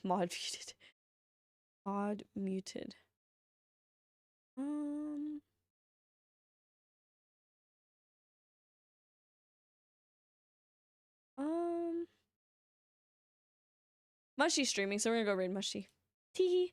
Thank y'all for this stream today. If you would like to hang out in the Discord, I got a Discord if you want to check that out. And if you would also like to follow me on social media, which I have Twitter, Instagram. I don't know what's going on with TikTok. Some people are telling me something very different than other people, so I'm like kind of confused. But I have TikTok, obviously, which should all be under here, and also the YouTube channel with all the old VODs if you're interested. And of course, I do commissions as well. So if you want to check out that on my Ko-fi, I do art, I do emotes, portraits, all that. And maybe it'll get me out of my silly little art burnout, because I am in it deep. And then we also have my shop if you want to buy some Redbubble stickers. I would really appreciate that. But yeah, we're gonna raid Mushy. I will give the treats to the babies, Ina. Thank you so much. Raid Mushroomism. There he is. Okay. And I'm so hungry today, so that's why I'm kind of leaving early instead of just powering through, but I'm really hungry, and that means I want to go lay down in bed so, until dinner's here. So I will see y'all tomorrow with more trial around 4 p.m. my time, which is Central Time, 4 p.m. Central Time, with more Great Ace Attorney, and we'll do the trial and see how that goes. More brain power. Wait, would you want to do Drag Race tonight, or should we solo it? Let's do Drag Race tonight. Let's do it. I'll message you. Doesn't even feel like Sunday. Anyways, go say hi to Mushy. And I will stream Monday for sure. And then that's the plan. That's the plan. All right, have fun at Mushy's house. Mushy is a queer VTuber as well, so go give him some love. All right, I'll see y'all later. Bye bye.